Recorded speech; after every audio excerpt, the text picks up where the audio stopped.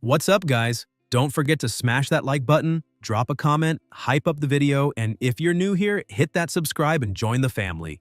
The story begins with a city in ruins as wounded people try to escape from a gigantic monster that advances, destroying everything around and opens its enormous mouth, unleashing a roar mixed with humans turning into zombies, while survivors run and beg for help. On top of a building, a boy is beaten by two people, until the woman throws a liquid on him and says she'll see him in the next life, while the guy beside her tells Xia to forgive them, claiming that everyone is taking everything for themselves. Lying on the ground, the boy whispers the name Xiao Yun, and the warrior summons a bear while saying that his beloved sister was devoured by zombies before him, blaming the boy because she refused to hand over the emblem, adding that her plasma is very useful. Xia gets furious when he hears that. People around stare at the bear and recognize Shi Jun, the user of the strongest ability blessed by the gods, believing they are saved. Shi picks up his lover in his arms and asks if the fallen boy doesn't like flames, telling him to disappear in the fire as a lighter is thrown onto his body. Meanwhile, the bear charges at the giant creature and they exchange blows that make the air tremble, while the boy burns alive, thinking that if another life exists, he won't allow that to repeat, until a voice responds that everything will begin again and his heart keeps beating. Later, the protagonist wakes up in bed completely confused, remembering that he had been burned before and finding it strange to be without injuries or flames, trying to understand if that voice was real. Xia grabs his phone and sees it's July 1st, realizing he's gone back 3 days before the apocalypse and wondering if everything really restarted. He looks at himself in the mirror and notices flames in his eyes, seeing that his right eye is golden and questioning if that is the seed of fire left there when he was being burned to the end. Xia opens the door, goes outside, and thinks that nobody would imagine that in 3 days all of this would be destroyed, remembering that the apocalypse will turn many humans into zombies while strange gods appear, and even with some gaining powers, nobody will react in time, transforming entire cities into living hells where humans become demons fighting for resources to survive. He thinks about the betrayal of his girlfriend Ruo Lan and his best friend Shi Jun, until he receives a call from her asking why he took so long to answer and implying that he's trying to break up with her. Yan remembers it's always the same. Whenever something doesn't go her way, Lan threatens to break up, and in the past he would get desperate trying to calm her down, but now he answers yes, and she asks him to repeat it. Xia says they are breaking up and that he's tired of it, that he no longer wants to be her servant, putting the phone in his pocket as he walks, saying he finally has some peace and needs to take care of a few matters. At Ruo's house, the phone is thrown and she explodes, asking if he dares to hang up and block her, while Shai, lying on the bed, asks if he found out about their relationship.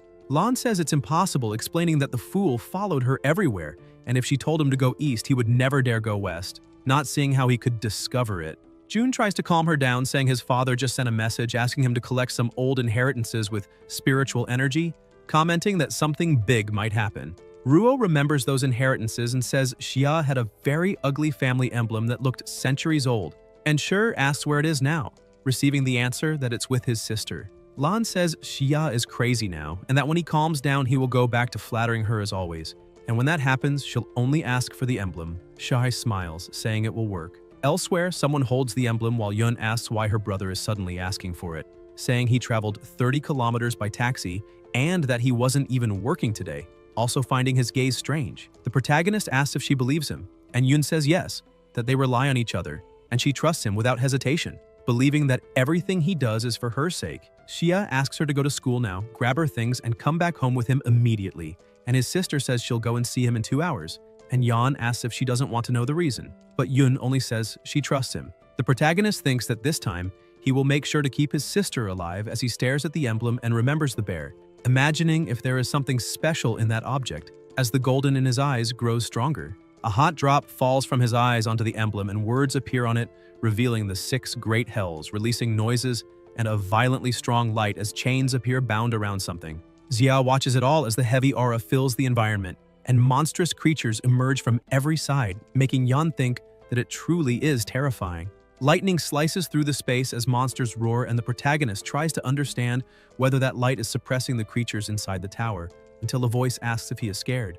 A girl appears and Xia asks who she is, hearing that her name is Su Daji and that she's welcoming the new warden of the Hell Prison. She explains that 10,000 years ago, the Immortal Emperor gathered the 20 Immortals, including Tai Bai, Tai Shang, the 3 Pure Ones, Guayin, Fuqi, and Zhuanu, to forge the land of demon suppression that gave origin to the 6 hells where countless fierce beasts and sinful gods were cast to have their souls burned day and night by the sacred light. Su continues saying that the emblem of forgiveness in his hand is the only key capable of opening those doors, and Jia understands why she called him warden. Daja asks if he wants to enter to inspect the prisoners and offers reports along the way, and Jia agrees.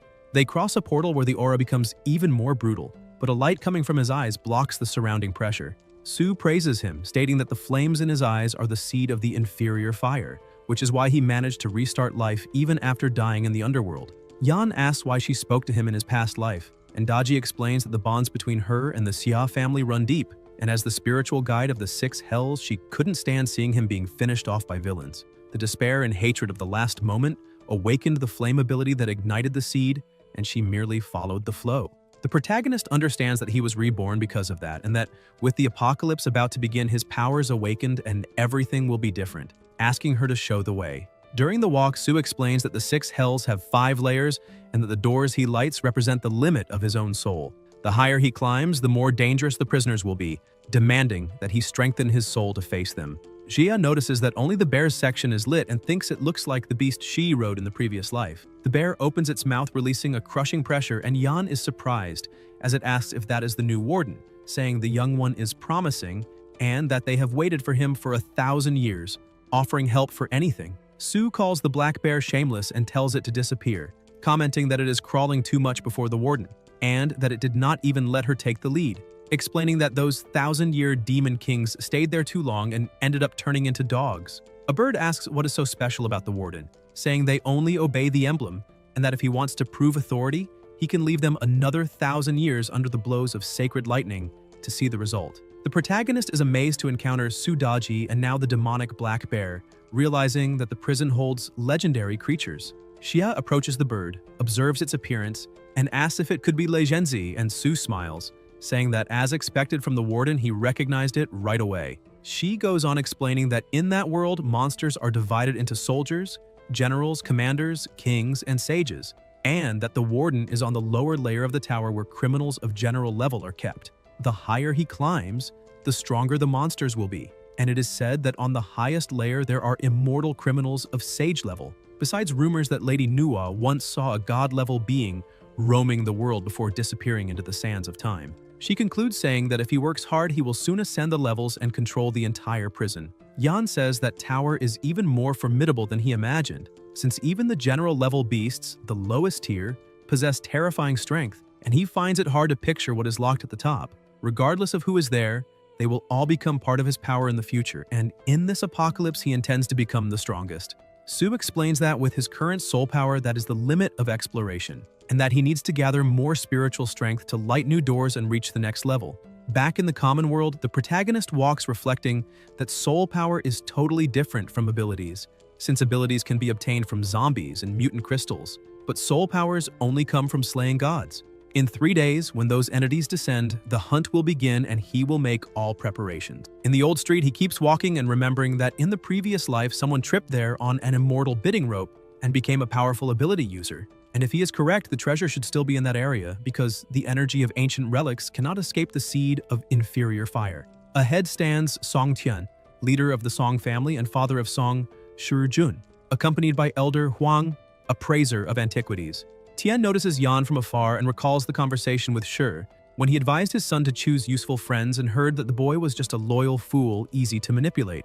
In the present, the appraiser asks what happened, but Tian answers that it's just someone familiar, and that they should continue the search relying on the specialist. Huang reassures him, saying that appraising antiquities is his only true skill, though he finds it a pity that almost everything there is merely common craftsmanship. Song thinks about the ancestral ceremony from a few days ago, when he dreamed of old masters asking him to search for certain objects, and decides to believe in it by inviting the elder along. Suddenly, Huang notices something and declares he has found it. Another buyer grabs the item first and asks for the price. The seller, believing he is just another naive buyer, claims it came from the Ming dynasty and is worth at least 10,000. The protagonist comments that it is too expensive and questions if that's all, examining the object and saying that it is broken and even tied up, and that from his perspective it is only simple craftsmanship worth at most 100 yuan. The seller snatches the item from his hand angrily while Huang asks to examine it. Yan steps aside discreetly holding the tied part and thinks he succeeded, since that discreet string is actually the binding immortal rope, a magical treasure, and now he will enjoy the show. He remembers that in the previous life, Yun was captured by the Song family. They lost the emblem and used her in plasma sacrifice. This time, that will not happen. Meanwhile, the elder comments that the head holds a small spiritual aura and is a legitimate antiquity. The protagonist approaches calling Tian Uncle Song and says he now understands why he looked familiar, asking if he is also there searching for antiquities. Tian says he didn't expect to see him interested in this, and that he heard from Shi that his family has an ancient inheritance, wishing to talk about it later. Xia provokes him, saying that since it is a rich family, it is strange he struggles so much over a small gourd, implying the item might actually be truly valuable. People around rush over, recognizing Elder Huang and believing that if he is appraising it, then the piece must have something special, and they start offering 12,000. Then someone offers 20,000, irritating Tian, who complains about being there first and asks them not to raise the price.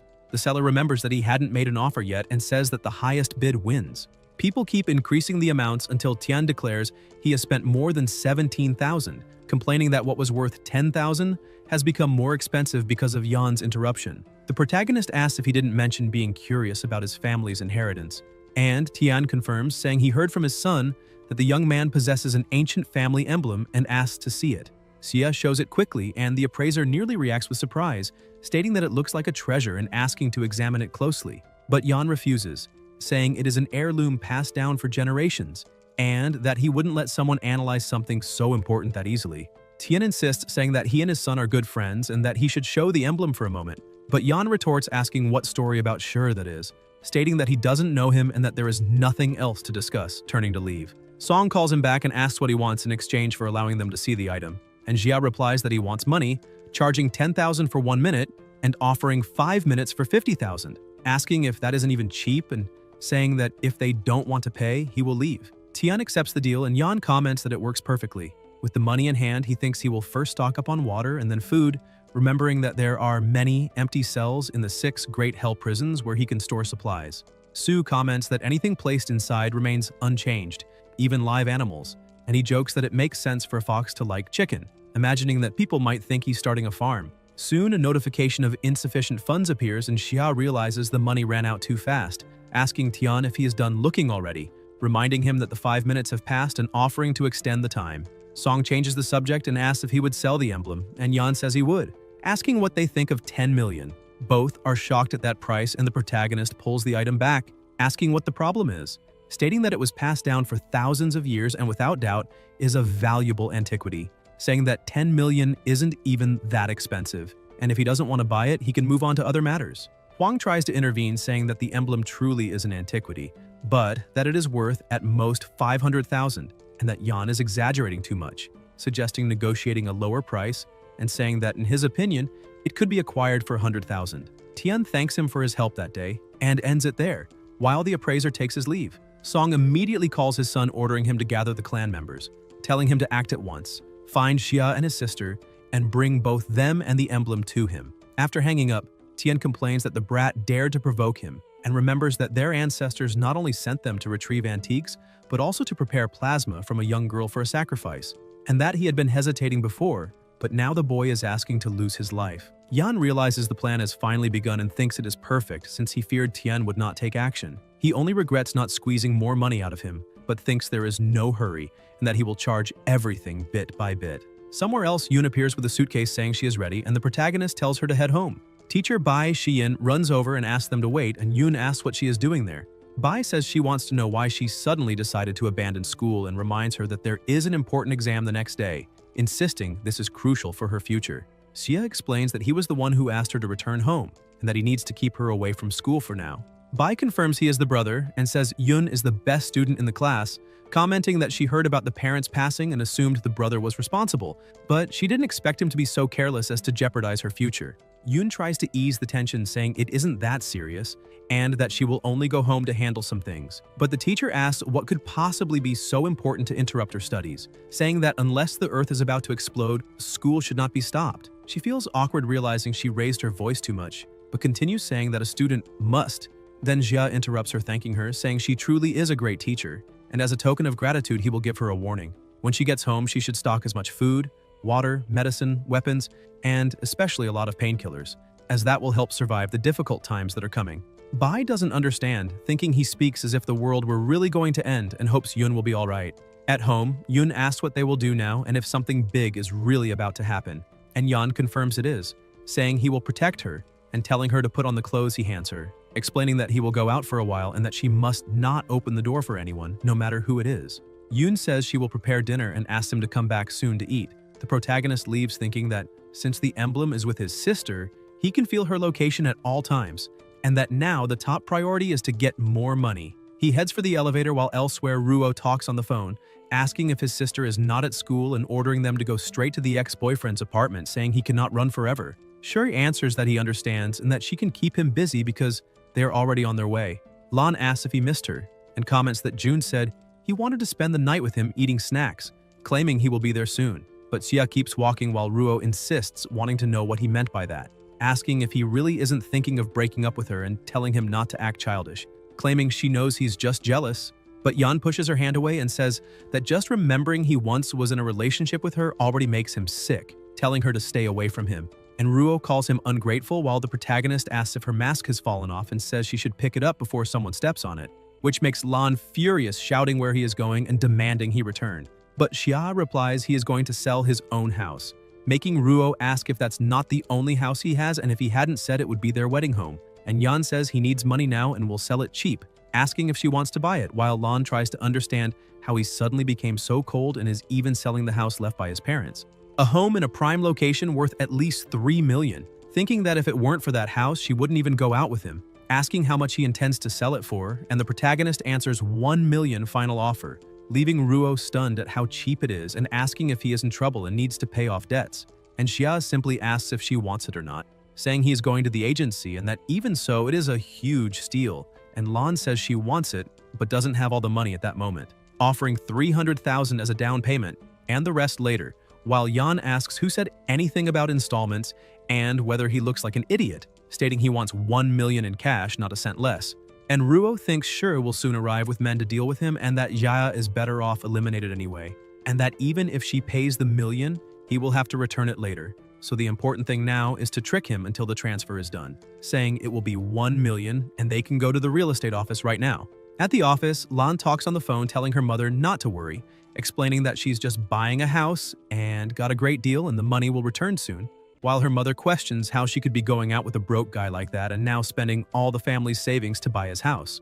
And Ruo replies that she just needs to transfer the money and soon he will disappear, while the protagonist asks if she is finished and says he will only sign after receiving everything, and Lan confirms she is transferring and will send the receipt, thinking she hopes he lives long enough to spend the money, while Xia receives the amount and thinks that when the apocalypse arrives that house will be worthless, and without that $1 million Lan will lose her last chance of survival. And she smiles, saying she is happy and that they can go to his house to celebrate, and Yan agrees, telling her to go celebrate.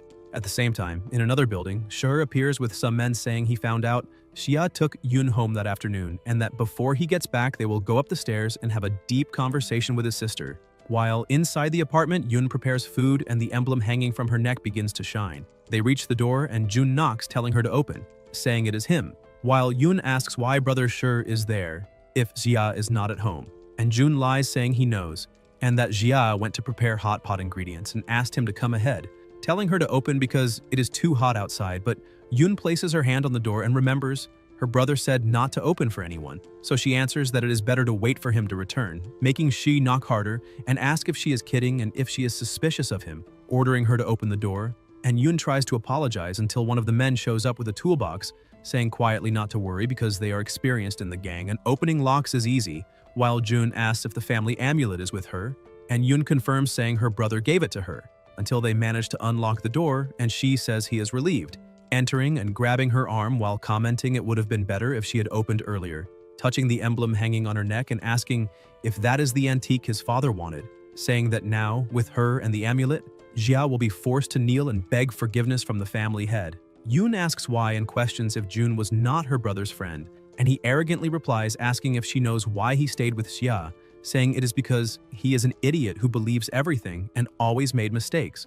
So when something blew up, they needed someone to take the blame instead of him, leaving Yoon with her eyes full of tears as she asks how he can say that. And Shai still says that if it were not for him, she would not have even met Ruo, saying the girl is truly a treat. June then slaps her face and tells her to stay quiet, warning that if she keeps talking, he will shove a cloth in her mouth, while one of the men says he has talent for that and asks if she is of age, and June replies that they can check themselves since there is still time. As they advance, a voice appears asking if they have ever heard of the great wine pool in the forest of meat, and Sure immediately imagines a pool full of women serving him all the time, until hearing Sue asking if the meat tastes good, and June replies it is delicious, then hears that of course it is delicious, because he is tasting his own flesh, and that is exactly the flavor. The men panic asking if that is plasma, screaming that this is no paradise and that it is more like hell. And Sue asks if he is not satisfied with the menu and which heart he would like to taste, Biggin's, Yikao's, or the eyes of the great minister. In the real world, everyone starts screaming desperately while Yun, not understanding, asks what is going on, and they shout, "It is a ghost," questioning where those visions came from and why they are scared if they have already killed people before, asking if there is something wrong with that amulet. Shai pretends courage, ordering them to move forward and destroy it, saying it is just a useless amulet until a burst of light explodes from the pendant and a hand appears cutting his face, making the amulet fall to the ground. Someone enters and picks it up, commenting on the mess, and when everyone looks, they see it is Xia. Ruo also enters asking what happened to Shi, and June, in panic, says it was a demon, saying that amulet is a treasure and ordering them not to let Xia escape, while Yun screams for her brother to be careful. The men advance with clubs, and Sue comments that the amulet's soul power has just been consumed, and that it is Zhenxi's fault for using the claws, otherwise they could have been controlled longer, while the bear says he cannot come out, and Shia says that with that size, if he really came out, the building would collapse, saying he has no fault at all and just wants to show a bit of his own abilities. Flames then surge toward the men and begin to burn them, leaving everyone in despair asking what that is and telling him to put it out, running to the shower while Shai asks what is happening and whether Xia knows how to use magic.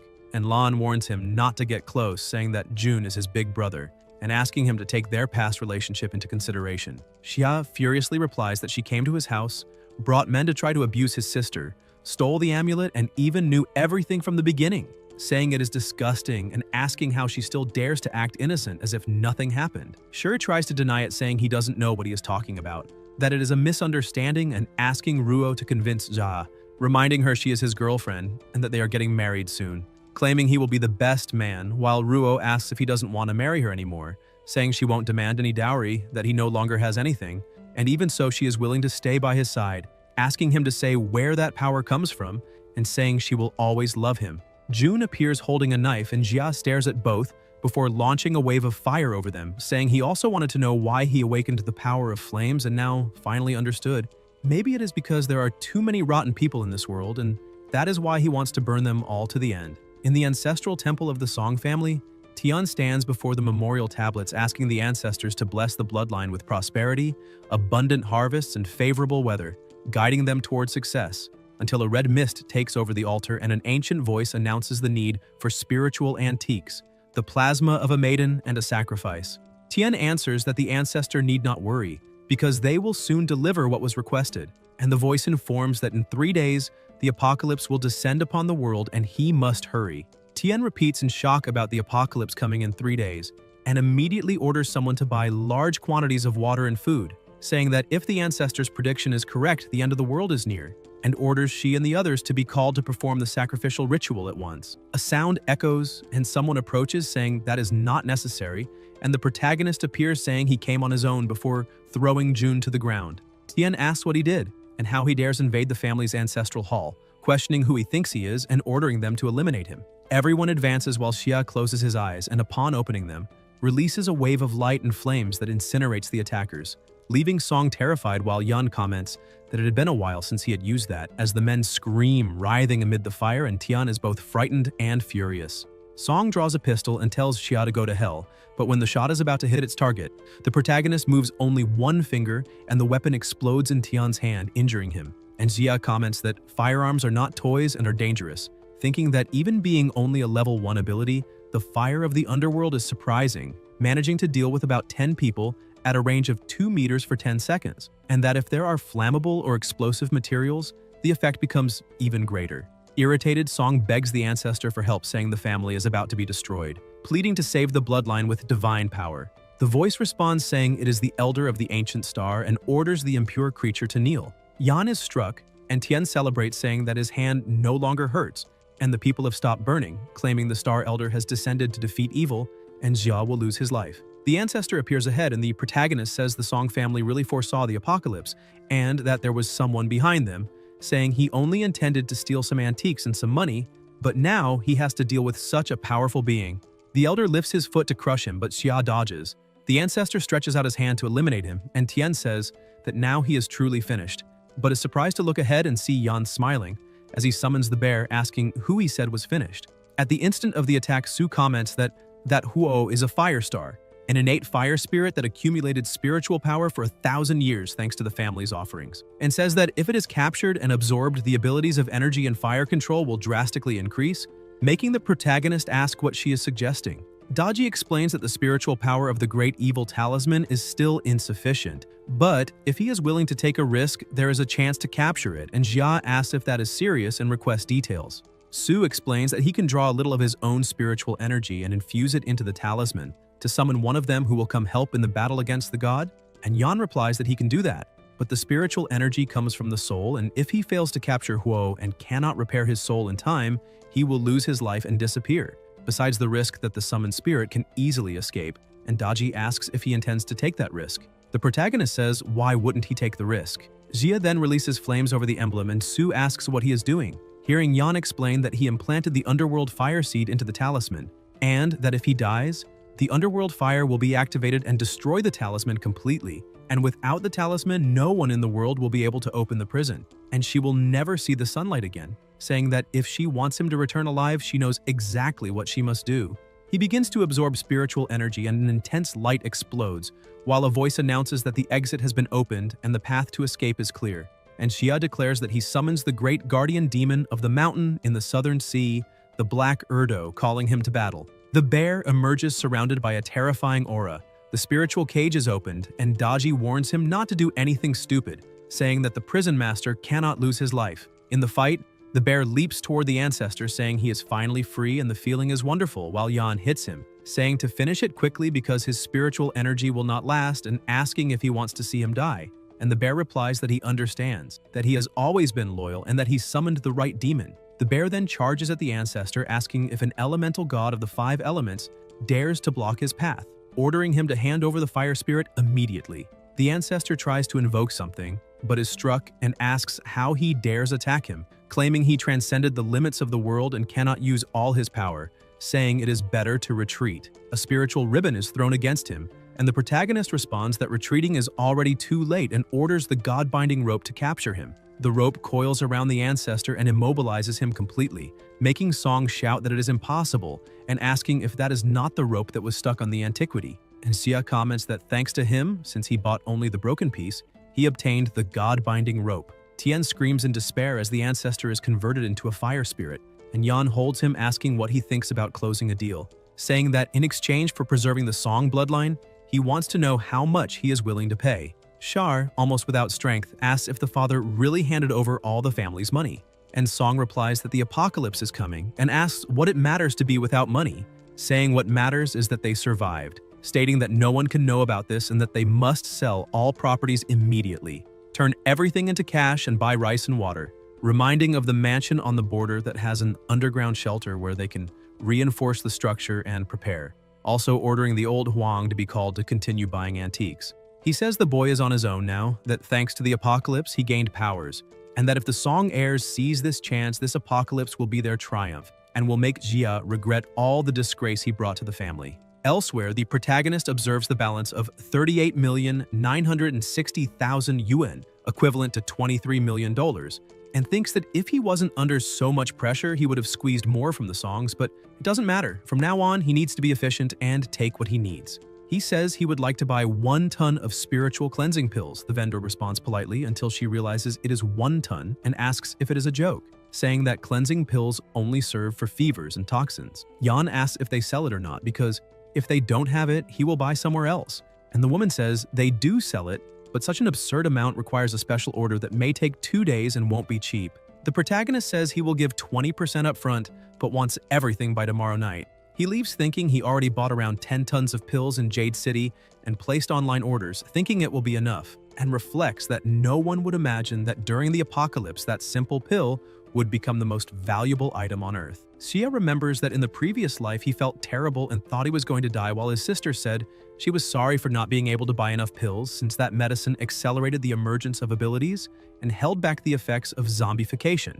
And if they had known that they would have stocked more and to not give up, she went out looking for a nearby pharmacy. Yan told her it was dangerous outside, but even so, she left and never returned. And this time, he will not allow that to happen. The protagonist thinks that the Song family only worries about stocking food for the coming apocalypse, but they don't imagine that in the initial stages, the most important thing is to control ability users. And by dominating the pill supply, he will also be able to control an army of users who will follow his orders. Xia holds the emblem and releases flames. An intense power erupts, and Su congratulates him, saying that the infernal fire has been purified by the fire spirit and has become red lotus fire, which breaks barriers and cuts illusions, preventing illusions like the wine fantasy and the meat banquet from affecting him again, as well as advancing his power to the second phase and making his flame control more precise. Yan summons a weapon and comments that the fire spirit is even more useful than he imagined, while the bear asks him to remember to summon him next time because that was very fun, saying his evil level dropped to 90 and now he will get an extra piece of meat at every prison meal. And Su explains that helping the master reduced his evil and improved his treatment, though it also stole a bit of his energy. The protagonist tells them both to be quiet, and a bird beside them provokes, saying that watchdogs tamed for a few benefits should stay silent, and that it's better the boy never summons him again, for he will only watch from afar waiting for a chance to escape. Xia says that now, with his power raised, more prison doors can be opened, and asks why he would summon someone stronger than him, claiming that when that happens, it will likely be that someone going after him instead. The amulet extinguishes the flames, and Yan looks out the window thinking that tomorrow will be the second to last day before the apocalypse, and he must use every minute. He still has millions available, and that is enough to buy that item. The next day at the exhibition jewelry auction, the protagonist enters saying this is the place, remembering that during the apocalypse, common resources can be looted, but the energy cores needed to level up only appear when killing zombies, and that stone contains crystallized energy enough to advance from Phase 2 to Phase 3. In his past life, someone obtained that stone and surpassed everyone, gaining huge advantages, and this time, he will do everything to ensure it stays with him. At the auction, the presenter slams the desk and announces that the Spring Jade set has been sold for $1,300,000 and introduces the next item, a rough stone with great potential that may be worth at least $5 million, starting at 3. A blonde young man offers $5 million, and everyone is surprised, saying they expected no less from the Great Hao, stating that he already went straight to the maximum value and with him involved, no one would dare compete, praising his company. The boy thanks them and says he will invite them for drinks next time, until someone bids $6 million, making the girl ask who that student is. A boy with glasses comments that this is an exclusive auction for club members and only those with a black bank card can participate. Yan shows the card asking if there is any problem, and the staff member says none, imagining he must be an heir of some family. The presenter announces the $6 million bid and asks if there are more offers, and the blonde says $7 million, asking the boy to show courage before the Great Hao so they can get to know each other, and the protagonist responds with $10 million. Everyone is even more shocked, saying the price has already surpassed the real value of the stone, and the girl comments that it is not worth getting angry with him, saying he's just showing off, and they can let him burn money. The blonde asks his name, and Xia answers, and Hao says he will not forget him. The employee hands the stone to him, and Yan comments that he finally understands. The presenter announces the next item, a golden jade fan with pearls and gems, and people ask what that is, if it is a monster or demon, calling for help. The protagonist, who was already leaving, looks back and sees an intense aura around a flying creature, commenting that it seems the stone attracted it, and that the fan must have been near it before the auction and absorbed energy. With the apocalypse near, the evil spirit inside the fan awakened, and the world will soon fall into chaos with supernatural events increasing. That being only a preview, Hao shouts, asking what that is, and tells the boy to be careful. Yan releases his power against the monster and dodges the attack. His eye shines, emitting intense flames that finish the creature, and he comments that it was not even that strong and barely managed to awaken that ability. Hao, lying on the floor, says Yan is someone special and needs to become his master. Below Xia's building, several people observe the goods and ask if the boy bought all that and if he's going to open a supermarket, saying he seems like a good-hearted guy, and asking if he is starting his own business.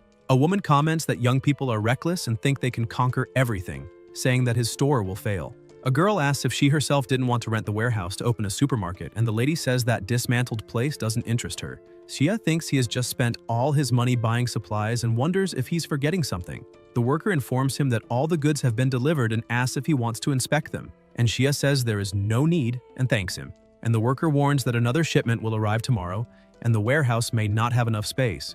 The irritated lady asks if there will be another shipment, and if he really got rich, complaining that he has no parents, does not respect elders and now wants to open a supermarket, saying she is the one who should be making money and wanted that place. The child says he needs to pee and runs off, urinates inside the warehouse and sighs in relief, and the lady comments that he is so good he can pee on his own, saying children don't know any better, and asks Xia if he doesn't mind. The protagonist pushes the child into his own pee and then throws it onto his mother, who looks surprised, asking what he's doing, saying the boy was only playing and asking if he has no shame messing with the child. And Xia replies he has no shame at all before closing the warehouse. The woman leaves irritated while the child says he wants to set off fireworks, and the lady notices something and says that his grandmother will buy fireworks for him tonight and set off many, hinting that if any spark hits Xia's warehouse, it would be a shame. Inside the warehouse, the protagonist says everything is gathered and orders the great mortal prison to absorb. A light appears and all the boxes begin to disappear, and Sue comments that there are so many things that they can finally celebrate. Xia tells her to find an empty room and organize everything, and Daji replies that she is an expert at that, saying there are many live animals and they can separate an area in the tower to raise them, noting that with the tower's spiritual energy, the meat will become even tastier and they will have a constant supply of chickens. Yan comments that the apocalypse is about to hit the world and he does not know how long it will last, so he intends to take other living creatures to preserve a trace of human civilization. And the bear says that he should cultivate because in times of hunger the most important things are seeds and soil, and as long as there are seeds, every form of life can continue, mentioning that he bought some of them. The protagonist says he understands and will be right back.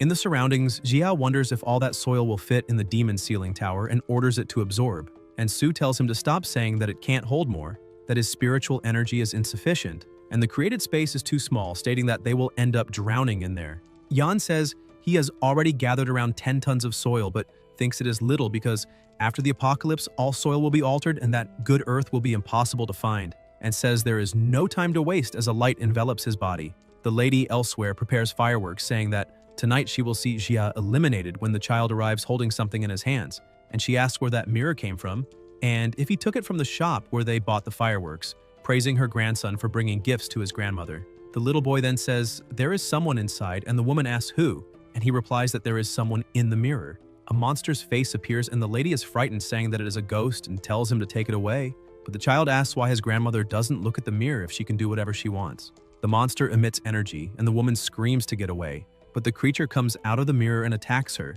The child smiles sinisterly, saying it is fun, and calls his grandmother to keep playing.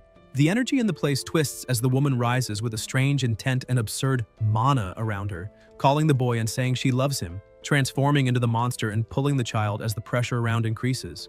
The next day at the port warehouse, someone asks if it will rain heavily, and another inside the ship says there is a problem, that they caught monstrous fish whose bodies ooze pus and have fangs, asking if they can eat that and blaming countries that dump polluted water into the sea, saying the fish mutated. Then someone enters a room saying the time has come and asks old Wu for the warehouse inventory. Wu has strange hands and the worker asks if he's all right, if he caught a cold and needs a day off. Men approach and the worker asks who they are, hearing that all the spiritual cleansing pills in the city are stored there, and answers that those goods are already sold and that if they want to buy, they can buy normally. The men advance and throw him away, moving toward the boxes, but one of them is pulled by the leg by old Wu, transformed into a monster.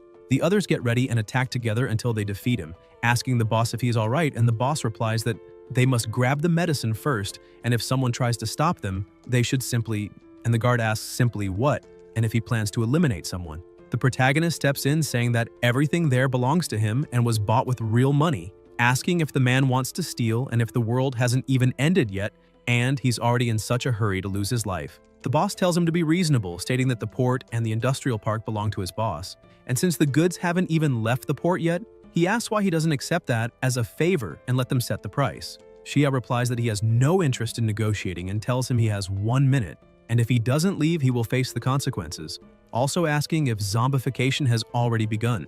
The men advance, but they can no longer see him, and Yan moves over the boxes, asking if he said that all the port's goods belong to the boss, including those. The worker asks what he intends to do, and the protagonist says he wants to learn from him, steal. An explosion occurs. Elsewhere, a voice asks what he just said. and a woman asks if they not only failed to retrieve the medicines but also allowed all the goods to be stolen. The leader comments that the man clearly possesses powers and isn't someone ordinary, he's practically a monster, recalling that there were many things inside the warehouse and that when he shut the door it took an eternity to open again, and when they finally entered, nothing was left. The chief agrees and asks his name. The guard replies that he checked the recipient's data, and the registered name was Xia. She grows thoughtful, wondering if he is also a skill user. It even seemed like he had some kind of storage ability. But before she could conclude, she notices that the employee begins changing appearance, as if turning into a monster, and states that the poison has already reached his brain, that not even a spiritual cleansing pill would work now, and they must take him outside and burn him, ensuring nothing touches him and no one comes into contact with the plasma. The zombie leaps toward her, but the chief stands up, stretches out her hand, and releases her herb magic that pierces his body while the surrounding pressure increases, and the herbs close in. And she says, this is only the beginning, ordering them to keep searching for medicine and stocking weapons using the logistics warehouse as a base supported by the coast, reinforcing the front and gathering all men to prepare because the end of the world has come. Somewhere else, someone holds a spiritual cleansing pill while the protagonist explains that water and air are no longer safe, and that anything that touches the skin or is consumed must be bottled water, and everyone must take 3 spiritual cleansing pills a day, and if they feel cold, they must tell him. Yoon asks what is happening, and Xia answers that it is time for her to know and that he will explain while they walk, taking her somewhere. His sister comments that ever since she came back from school, it is the first time she has left the house, and that the feeling is strange. And Yan explains that evil spirits are visible. A voice behind them says it finished eating but is still hungry, and it is that same old lady turned into a monster, saying she wants everything, complaining thousands of times that she couldn't stand people walking around the house and waking her up, saying everyone was against her and she should swallow them all while loud noises echo. In another spot, the protagonist gets into a taxi with his sister, just as Ruo passes, accompanied by a woman who asks if there is no security in that neighborhood, and Lan answers that poor security does not matter when someone as strong as Xiaoyan is around, stating that this will be their home forever. The woman comments that they did not invest hundreds of millions for nothing to give Ruo the most advanced reconstructive surgery and a Sakura-style makeover, and with that beauty, she would surely win over her target. Ruo agrees, saying he always loved that look and used to be obsessed with her, following her non-stop. And even though she does not understand why she was treated so harshly this time, now that he is strong and powerful, it will be easy to make him fall at her feet again, and with her abilities, no one will stop her, remembering that he even took something from the Shai family, and so there is no doubt he belongs to her. All she needs is to find him, flirt a little, and he will surrender, until Lan notices him entering a car, immediately gets in another, and tells the driver to follow quickly. Inside the car, Ruo yells that he is a treasure and she cannot let another woman take him, until the car stops at the zoo. There, a man argues, saying his son's cap was almost broken, and his face nearly hurt while the employee tries to apologize, explaining the animals are usually calm and he does not understand what happened. Yoon asks if the animal's aggressiveness is also related to the end of the world, recalling that he already explained many things and she understands the apocalypse is coming, that humans may turn into zombies or survive and awaken special abilities, and that he could only predict all this because he awakened earlier. Xia confirms and thinks it is better not to talk about the suffering of his past life, so she does not feel bad. Yoon asks if they shouldn't hide and why they were at the zoo, and Yan explains that hiding would only work for a while, that in the apocalypse, strength will be essential, and even if he has combat abilities, he will not always be able to protect her, because anything can happen and she also needs to become strong. Yoon asks if she will manage, saying she does not want to be a burden and wants to improve, and the protagonist tells them to keep moving forward. Meanwhile, Ruo, still following the car, asks why he went to a zoo, and her mother advises her to stay close, simulate a casual meeting and charm him while Lan retouches her lipstick. The animals behind her keep staring strangely. In the turtle area, Sue comments that there is a special being there, and she can already sense its scent. The bear complains about being tired of dealing with foul-smelling, resistant, and long-lived creatures, while Xia observes a turtle on a rock. DG and the bear recognize it as an ancient turtle, and Yoon thinks it has lived there since the zoo was built, over 100 years old, even with its own name on the plaque. The notice says it is an unknown long-lived land turtle named Nanan, and Yan remembers that in his past life she became famous because a god once tried to pass through the place where she was and was bitten by her, fighting for days without managing to pierce her shell. Hearing that story, he imagined that if he could make this old turtle protect his sister, she would be absolutely safe. The protagonist approaches, calling the turtle master. She stares at him and Xia releases his power through his eyes, saying he got hungry while they were walking and asks what she thinks about turtle soup. The turtle replies that humans are impatient, that in the past, some visited a cabin 3 times before asking for help, and that if he wants support, he should be polite, asking how he dares threaten her. Jan states that the end of the world is near and there is no time for formalities, introducing his sister, who is impressed to see the animal speaking. The turtle coughs and explains that if she had not overeaten and gotten indigestion, the former zoo director would never have found and cared for her, and that name was just a coincidence. Hundreds of years pass, but for her more than 3,000 years, that is only the blink of an eye. The bear is astonished at the 3,000 years and comments she is about to become a god, and that consuming her spiritual essence would extend life by 100 years. Jan asks her to help protect his sister and inquires about the conditions. The turtle replies that the world is in chaos, and the red moon dominates the sky, and that when the apocalypse arrives, her species will also suffer. The protagonist suggests taking the small turtles from the lake to the great mortal prison, building an internal lake and keeping them in safety, and the turtle asks about that place. A light appears around them, releasing lightning, and she recognizes that space filled with bolts where gods are imprisoned, stating that now everything makes sense, and that destiny brought him here a century ago for this reason. She then asks if he really thinks a brat can control such a dangerous prison, and says that the apocalypse is terrifying, but if he steps aside, he would cause damage even worse than the gods of the end of the world, questioning why she should help someone who might not even withstand the weight of 3,000 years of power. Xia faces the animal wrapped in an aura while blocking the attack, and the turtle unleashes her strength. Still at the zoo, Ruo comments she heard noise, and suddenly, her wig is snatched off by the animal behind her. Lan raises her purse, screaming for them to return the wig, but the creatures throw some liquid on both of them, and Ruo says it is drool while the mother is disgusted. Lan promises to eliminate them, but the mother insists they should forget it for now and focus on finding Yan. The old woman puts the wig back on her daughter, who complains it is backwards, and both start running until reaching the turtle area, commenting on the bad smell. One of them steps on something, and the mother, disgusted, says at least that useless turtle served to clean her shoe. They keep moving until Ruo pushes aside large leaves, saying that if she moves everything, she might see Yan and appear fragile and seductive when emerging from the bushes, believing he will fall instantly in love. When Lan parts the bushes, she comes face to face with the turtle, which immediately bites her arm. The small, sharp teeth exert immense pressure, causing unbearable pain and making escape difficult. Ruo is startled seeing the arm being bitten and thinks this ruins her plan, staying silent so as not to look ridiculous.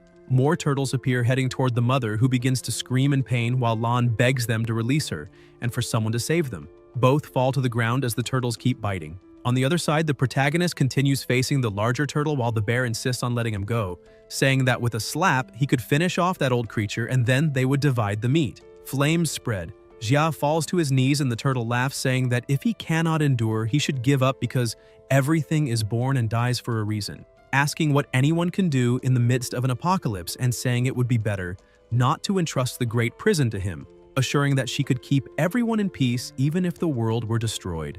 A strange feeling arises while the turtle continues, saying that the great mortal prison is far too dangerous for someone untrained, and the bear feels dizzy and defeated, while Sue says she lost the will to do anything. Yan asks if she has not learned the basics after living so long, saying that whoever does not move forward falls behind, and whoever does not believe loses their own life. A huge aura explodes around them. A thunderous sound echoes, and the turtle is startled to see Xia breaking free from the Buddhist mantra. The protagonist tells him to keep his tricks.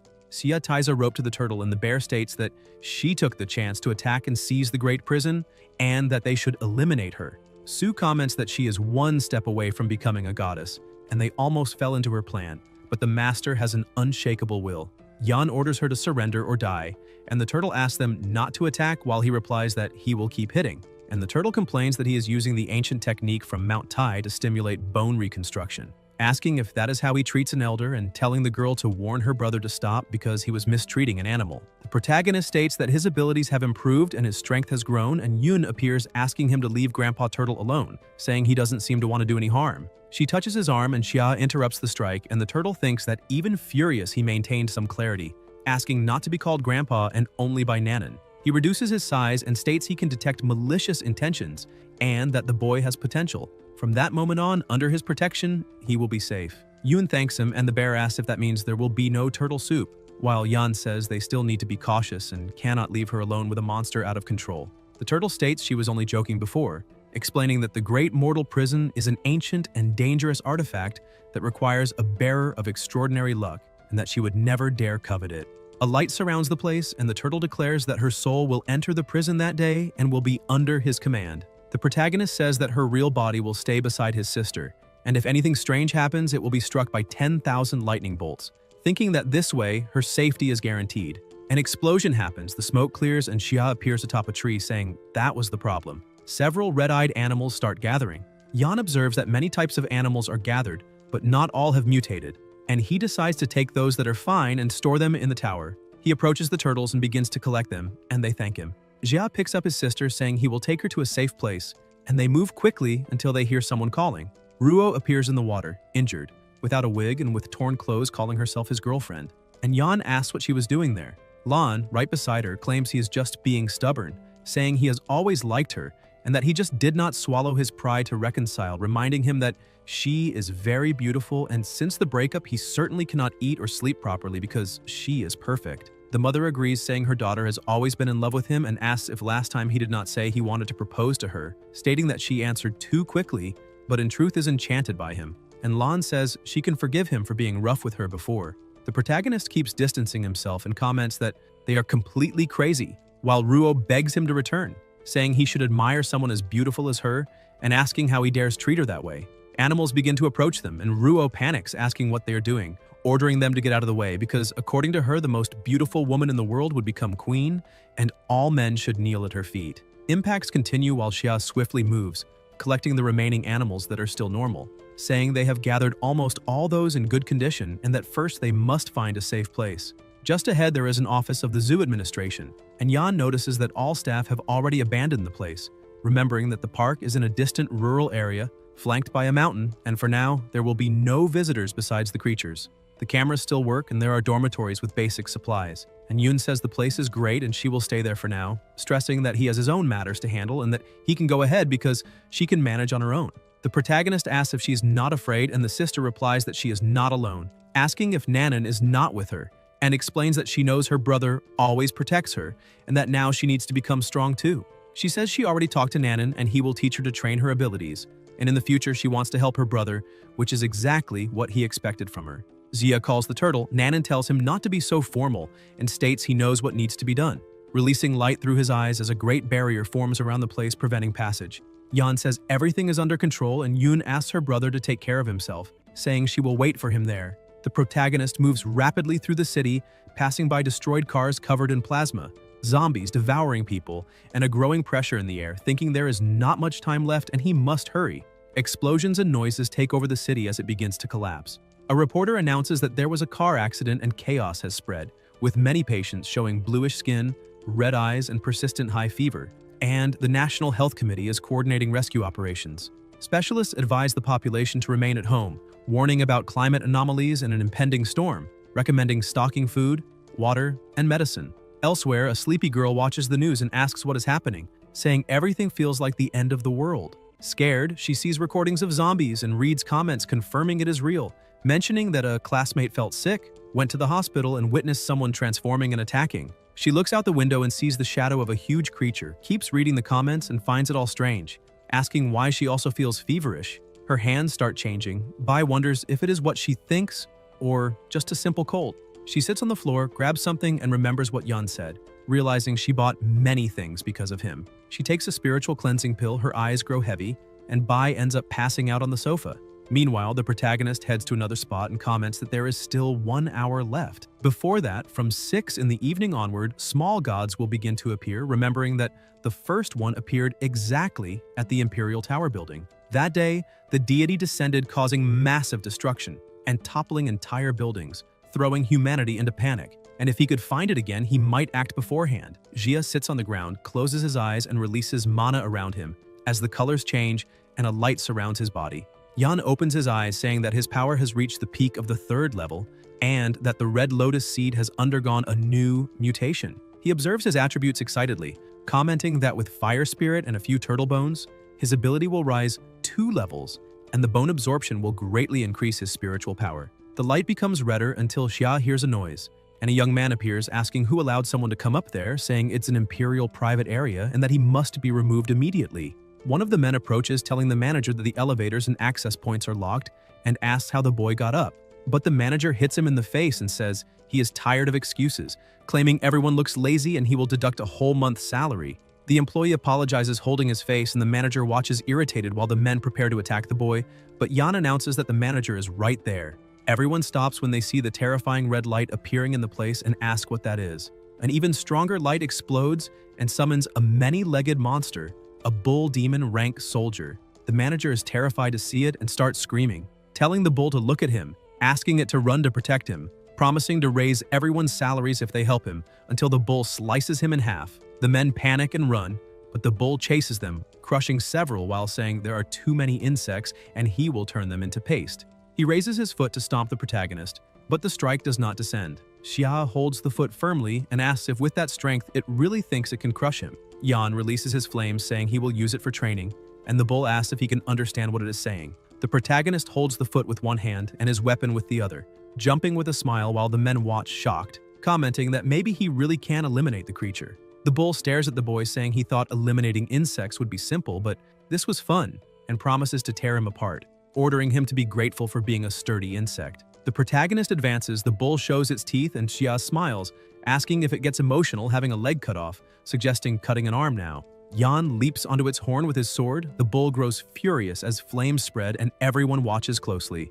The bull's arm falls to the ground and it asks what the boy did, and Xia comments it would be better to go easy since there are still several legs and an arm left, and it cannot lose its life so quickly, not before satisfying his own training. The bull feels intense pain. Attacks continue and Yan increases his flames while the bull complains that the day to break the barrier has not even arrived, and it still wanted to eliminate more insects. The protagonist slices it into parts and comments that it is even weaker than he expected, but that this is only the first creature, sitting breathlessly and saying that the next divine monsters will be even stronger. Yan touches the enemy's head and commands it to willingly give up its spiritual energy if it wants to end things quickly, asking if it prefers to keep being tortured, and the bull states it would rather die than be humiliated and will fight to the end. A light appears, its body deforms, and a blue light shows up right after, leaving the protagonist puzzled, asking what that was, saying he fought the whole time and it never gave up. But a single look at the great prison was enough to terrify it. Xia's spiritual energy reaches 3.5%, increasing 5%, and he considers the result excellent, also feeling that his control over fire has become more precise. Yan thinks it must already be past 2 o'clock, and that several emergence points will begin to appear. He remembers some and decides to act according to the situation. The men approach impressed, saying he is incredible for having eliminated the monster. They admit they offended him earlier and ask what is really happening. The protagonist simply states that the apocalypse has arrived and they ask to follow him. Xia jumps from the building without responding, and the men grow desperate, asking what to do, until one of them tries to grab an axe, saying the corpse could be worth a lot of money. He raises the axe, but everyone becomes confused when they see the bull's body moving, thinking the corpse has turned into another corpse, when a voice warns them to be careful and says it might be better to wash first. One of the men begins to change, his skin twists and he transforms into a zombie, charging toward the group. The survivors scream in despair while explosions continue erupting across the entire city. In the Song family, inside the village shelter, a boy opens the door warning that one more person has a fever. Tian orders him to take them to the isolation wing and asks if he needs to repeat it, but the boy says desperately that this time the one with the fever is his own son. Song runs to Shi, who speaks with difficulty, asking his father to save him while his body seems to be reacting strangely. Tian asks where the medicine that could treat that illness is and why they still haven't found it. The boy explains that only one family member took both spiritual cleansing pills and his fever decreased, but he still hasn't fully recovered. Song asks what he is waiting for and orders the medicine quickly. He throws the pills, Shi catches them and immediately swallows them, trembling. Tian watches closely while Jun says he is feeling much better, and Song, surprised by the effectiveness, orders them to find more spiritual cleansing pills. The boy says they are searching, and Tian asks why only those remain, reminding that he had ordered medicines to be stocked. The boy explains that spiritual cleansing pills were seen as traditional remedies for colds and fevers, with many modern and expensive alternatives in the market, so no one paid attention to them before. Tian orders them to go out and steal or loot if necessary, saying they have weapons and ammunition. The boy mentions that all the pills were bought in advance by someone named Xu, and Song complains, saying he tricked them for $60 and bought everything. The boy adds that the city is in chaos. Underground networks have stopped working and asks what they should do now. Tian says it is unbearable, that Xu has supernatural powers, and asks how they could face him in that situation, fearing that the Song family is about to die. At that moment, the door is smashed open and Tian is startled to see Shi surrounded by an intense aura. Jun says he feels something strange, as if all the filth has been washed away from his body. Shi strikes the wall forcefully and says he is much stronger, laughing while Tian watches in disbelief. He says he has awakened supernatural powers and finally knows what it feels like to be full of strength. Song concludes that the pills have miraculous effects when taken right at the beginning of the illness and asks if they really can grant abilities. He says it is excellent and orders to prioritize those with mild symptoms, stating that with 3 boxes, at least 3 new users can emerge. Then he says to gather everyone and take over the medicine warehouse, affirming that when the Song family controls the ability, users, everything will be theirs. Elsewhere, Bai wakes up commenting that the medicine really worked because her symptoms have almost disappeared. She grabs the pouch with the pills, confused, asking if she's seeing it clearly when someone knocks on the door saying it is someone she knows. The teacher asks what is happening and Zeiner, breathless, says, "There are zombies in the building. Many residents have transformed and are attacking people, and anyone who gets injured turns into a zombie too," insisting that she must be saved. Bai tries to open the door but the chain jams and she panics. Zeiner hears noises coming from the stairs and tells her to hurry because the zombies are coming up. Bai finally unlocks it and tells her to get in quickly. Zeiner rushes inside and the teacher notices a scratch on her back asking if she was hit. Zeiner, with a strange look, asks if she noticed, and Bai remembers that she herself said that the injured turn into zombies. Zeiner replies that she will not transform if she takes spiritual cleansing pills, saying that's what everyone says on the internet, and asks if Bai has any. At that moment, a hand pushes through the door opening. The zombies are now managing to force their way in. Zeiner says that now it is too late, pushes Bai outside and says she only wants to ask a favor, that she may gain a little more time, while Bai desperately bangs on the door, telling her to open and asking what she is doing. For a moment, Zeiner asks what she was doing, but soon her expression changes and she says Bai has no idea how much she hates her, asking why she had such a better life than hers, why she was born without worrying about food or clothes, why she always had spare money to help someone like her, thanking her for supporting her all those years and at the same time saying she despised her for it, claiming she only wanted to buy a designer handbag like everyone else. The teacher asks why she thinks that way and reminds her she always helped, asking if that too would have been a mistake. Zeiner replies it was her obligation to help and asks if Bai never felt that false satisfaction for being so generous with someone like her, saying she might lose her life now. Noises begin to emerge and Zeiner claims that Bai is being slowly devoured by the zombies and says she is very lucky, hoping that when the zombies finish, they leave some peace so she can stomp on it and relieve all that accumulated generosity. Zeiner's back begins to turn purple. She looks in the mirror and realizes she will also transform into one of those horrible creatures, saying she needs the first aid kit. She finds a box of spiritual cleansing pills and celebrates, saying she is saved. But when she opens it, she realizes it is empty and complains that the damn woman ate them all, looking at the receipt confirming Bai had bought many. She searches everything in despair, claiming she can still survive if she finds any. But her eyes widen when she realizes there is nothing left and asks why she cannot find any. Her hands begin to change and Zeiner screams until music starts playing. She grabs the phone and notices it is the exclusive ringtone she set for Bai, becoming even more frightened when she sees it as her sister calling. Bai appears on the video call looking better than ever, and Zeiner asks how she is still alive. The teacher shows the pills in her hand and asks if Zeiner was looking for those. Desperate, Zeiner asks if they are spiritual cleansing pills and if Bai has them all, and Bai asks if she truly wants them. Zeiner panics and says she was just confused for a moment, that she was wounded by a zombie and became scared, with her mind clouded, not knowing what she was doing. She says she will come to her wherever she is and bring the pills, saying she always cared about her and asking if Bai does not care about kids like her, promising to kneel and apologize if that makes her less upset, claiming she has always been good and begging for forgiveness. Zeiner thinks Bai has a soft heart and that if she pleads enough, she will not resist, and once she gets the pills, she will deal with her afterwards. Bai tells her to stop acting, saying it is disgusting and she will not fall again into her game. The teacher states she always thought Zeiner only had not matured because she grew up without proper education, being spoiled and rebellious, which is why she treated her as a sister, never imagining she would be repaid with so much betrayal. She asks how many people, with the arrival of the apocalypse, will reveal a nature even more terrifying than the flesh-eating monsters. Zeiner insists on being helped, saying she was wrong, but the teacher says she is not a saint and tells her to go to hell to repent, ending the call.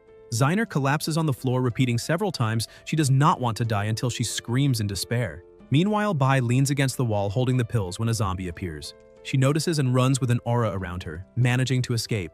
She thinks that after being pushed outside, she believed she was doomed, but when the monsters came close, her body turned transparent and she was able to run, realizing that the zombies could not see her. Bai understands she does not know why she can become invisible or why it happens. She only knows her energy is being drained quickly, and she will not be able to maintain the state for long, needing to flee that place as fast as possible. With invisibility activated, she escapes through the corridors until the effect fades. Noises arise and Bai asks what she should do now until hearing someone calling. It is Grandpa Chen and Sister Wang. The teacher runs toward them but stops in the way asking if they were all right, and Wang says yes, that they were not infected and were walking around the neighborhood when they saw the messages in the resident group and hid there. Bai asks about the messages, grabs her phone and realizes there are more than 999 unread notifications. And as she begins to open each one, she becomes completely shocked. Grandpa Chen comments that many people were trapped in the buildings and even more lost their lives, that they tried calling emergency services but nobody answers, calling all of that a tragedy. The boy beside them starts crying, saying he can't reach his father or mother, that he had only been working for a few days and never imagined something like this could happen. Wang asks what they should do now and says that if this continues, everything will be lost. Bai looks around frightened and asks if the entire city is already doomed, warning them to be careful because zombies are advancing behind them. The three step back while the zombies murmur that they want to go home and ask them to open the door, insisting they are also residents. The teacher orders them to stand up and run to the security room and grab an electric baton. The boy says yes, darts through the corridor, grabs the baton and hits the zombies, knocking them down while Bai says they are almost making it. The boy gives a thumbs up, but immediately more zombies emerge, a lot of them, and everyone freezes not knowing what to do. Suddenly the zombies rush toward them, and they all start running desperately through the hallways as they realize there are undead everywhere surrounding all exits. A bright light appears in the sky and a huge spider is summoned, crashing to the ground and destroying everything around, leaving the teacher terrified. The creature stares at everyone saying those prey belong to it, throwing webs over them and around as if marking territory. Bai wonders what kind of monster that is, why it fell from the sky, and if there are more creatures like it above the clouds. The teacher feels like the end of the world is literally the end and wonders if Xia really knew all of this and what she should do now as the spider keeps advancing. In another part of the city, many finished zombies are piled up, and people start recording. The protagonist observes a crystal in his hand, thinking he did not expect to find something like this while searching for the second descendant of God, realizing that even the zombies are evolving. A boy approaches with his phone, thanking him for saving them, and asks what kind of magic he used, saying it is incredible and that he is streaming everything, claiming the viewers already passed 10,000 until Xia destroys the phone. The boy asks angrily what he did, and everyone looks scared to the side. Xia thinks he was not the only one to react and that everything has already been looted. Inside the warehouse, only some boxes of canned food, sodas, instant noodles, and other basic products are left. It is not much, but still a good reward. Yan opens the door and several people look at him asking for help. The protagonist releases a light and throws some food to them, telling them to take care of themselves. The people thank him, relieved to be alive, and ask who he is, commenting that he is impressive and they were lucky to find him. One of them says he is a good man and that without him, they would be dead. Another replies that good man nothing, that he took almost everything by himself, leaving only a few noodle packs, asking if they did not see that and if he's treating them all like dogs. The irritated boy says that besides that, if Xia had not broken his phone, the stream would already have passed 1,000 viewers and he would be famous. He complains, saying everyone was at the supermarket and the supplies should be divided, asking how long that food will last, claiming clearly he was mocking everyone. He also says that just because someone has special abilities does not mean they can do whatever they want, saying that many people on the internet also awakened powers, and asks why he cannot have his own too. He says that if he had abilities, he would be a great hero, distribute resources and save everyone, and that people like Xia are selfish. The partners beside him agree, saying that since he saved them, he should help them until the end and share the supplies, claiming that maybe that catastrophe was caused exactly by people with special abilities like him, who only think about getting stronger and ignore the rest. A bearded man asks what they are saying, reminding them he just saved everyone there. The enraged boy calls the other one a dog for defending Xia, saying that even if he offered loyalty, Xia would not accept it, and asking if they do not realize that the greater the power, the greater the responsibility should be, and that Xia should have saved them completely. Some men approach and Sure asks if they can say something, and soon a fight starts between them. The boy falls to the ground, begging not to be eliminated, and says he already told them everything, pointing to the right and revealing the direction Xia went. Jun grabs the food and asks if the boy really wants to know the reason, and the boy, trembling, asks if it is because of the instant noodles, saying Xia can keep everything, and asking if that is okay. She replies that he is ashamed that the boy got everything wrong, and Jun smiles faintly. At that moment, someone appears dragging a zombie, and the boy asks what he is doing. Cher explains it is just a small experiment, while Jun brings the zombie's head close to the boy's face and the undead immediately bites him. Shi tells him not to despair, that this sacrifice is for the great cause of humanity against the zombies, and the boy screams while the men around comment in horror that the zombie has already devoured all his insides. When the body falls, Jun cuts off the zombie's head and collects the crystal core, saying it is exactly as he expected, that if the zombies eat enough humans, they can condense these cores, and that this is amazing, just like the one he absorbed earlier. He says he feels his power growing, that he may break through another barrier and become even stronger. The partner beside him says that when Jun becomes more powerful, it will not be difficult to trick Xia and defeat him like a punching bag, and that now they have discovered a method to mass-produce these cores. Shi says the most important thing now is to make Xia pick all the spiritual pills, because there are many level 2 zombies in the city. If they find any while following him, they must eliminate it and get the crystal. As for the men in front of them, it is better to get rid of them for good. The three beg for their lives, saying they are also ability users, but Shai asks if they think ability users are worth more than pigs and dogs. The bearded man tries to argue, saying that an ability user saved him before, but the partner answers that all of this is his fault, repeating that it is his fault, and the villain beheads the three without hesitation. Shi yawns, saying he is bored and orders them to get out of there. They walk to the place where the building collapsed and realize Yan went in that direction. They get in the car and follow. Everything around is polluted, and the protagonist is observing when he feels something and estimates the distance to be about 2,000 meters. With his current speed, he can get there quickly and stays alert. The giant spider is about to swallow Grandpa Chen while Wang screams for him. Bai tries to free herself from the webs without success, saying she cannot break free. She tries to activate invisibility again, but her energy is depleted and nothing happens. Wang begs for help despairingly, and Bai tries to remember how she awakened that power, realizing it happened after she took the spiritual cleansing pills. With no other option, she swallows another pill just as Wang is about to be devoured and hopes it works. Mana spreads around her body and the spider senses something strange, unable to see her for an instant. When it looks to the side, the protagonist uses the chance, grabs Wang in his arms, and puts her safely on the ground. She immediately runs while Xia notices the spider's shell has some resistance to fire. The creature says he looks delicious and now belongs to her. Yan leaps with the axe and strikes the monster. The spider launches webs, but the protagonist burns them, making it scream. He touches the ground and notices small spiders emerging from everywhere surrounding him. Near the buildings, Shui approaches by car with his partners, running over everything ahead and collecting another core. Jun comments that with 7 or 8 more, he may take an even greater leap, and that the number of level 2 zombies only increases. One of them points forward, saying that looks like a spider nest, and there is a burned hole, as if someone had gone in, probably Yan, the fire user. They discuss whether to enter or not, but soon notice many spiders around. A sharp sound echoes, one of them fires a pistol, and the spider keeps approaching until it is struck by Shi. Jun observes the oozing liquid and says it is disgusting, but notes there are traces of crystal core energy there. And even if minimal, it is pure energy. If they hunt enough, it will not be worse than zombie crystals. Meanwhile, the protagonist keeps fighting the giant spider. The villains finally spot him and remark it truly is enormous. Shai says that eliminating that spider would bring far greater benefits than any zombie, and the partner asks what they should do. Jun says to let the giant monster fight Yan while they hunt the small spiders, absorbing energy and strengthening their abilities. Thus, when the hero and the spider destroy each other, they will be stronger than ever and will seize everything like true opportunists.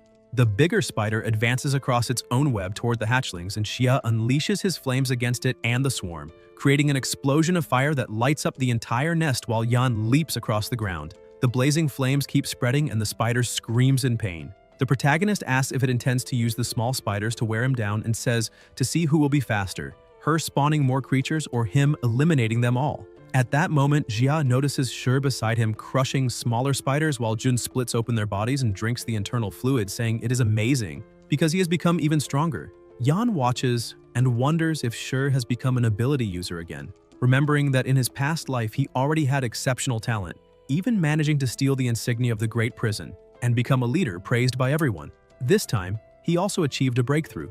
The men beside him do the same, drinking the liquid from the small spiders and claiming that now they can kill any hatchling with a single blow, gaining strength equivalent to 50 kilos, and that with Shi there nobody will be able to face them. Shi says he wants to step on Xia's face, explaining that even with a little energy, those creatures have something addictive, and the feeling of getting stronger is irresistible. The protagonist flies over them and comments that it's disgusting that they are eating spiders, saying their appetite surpasses even that of zombies.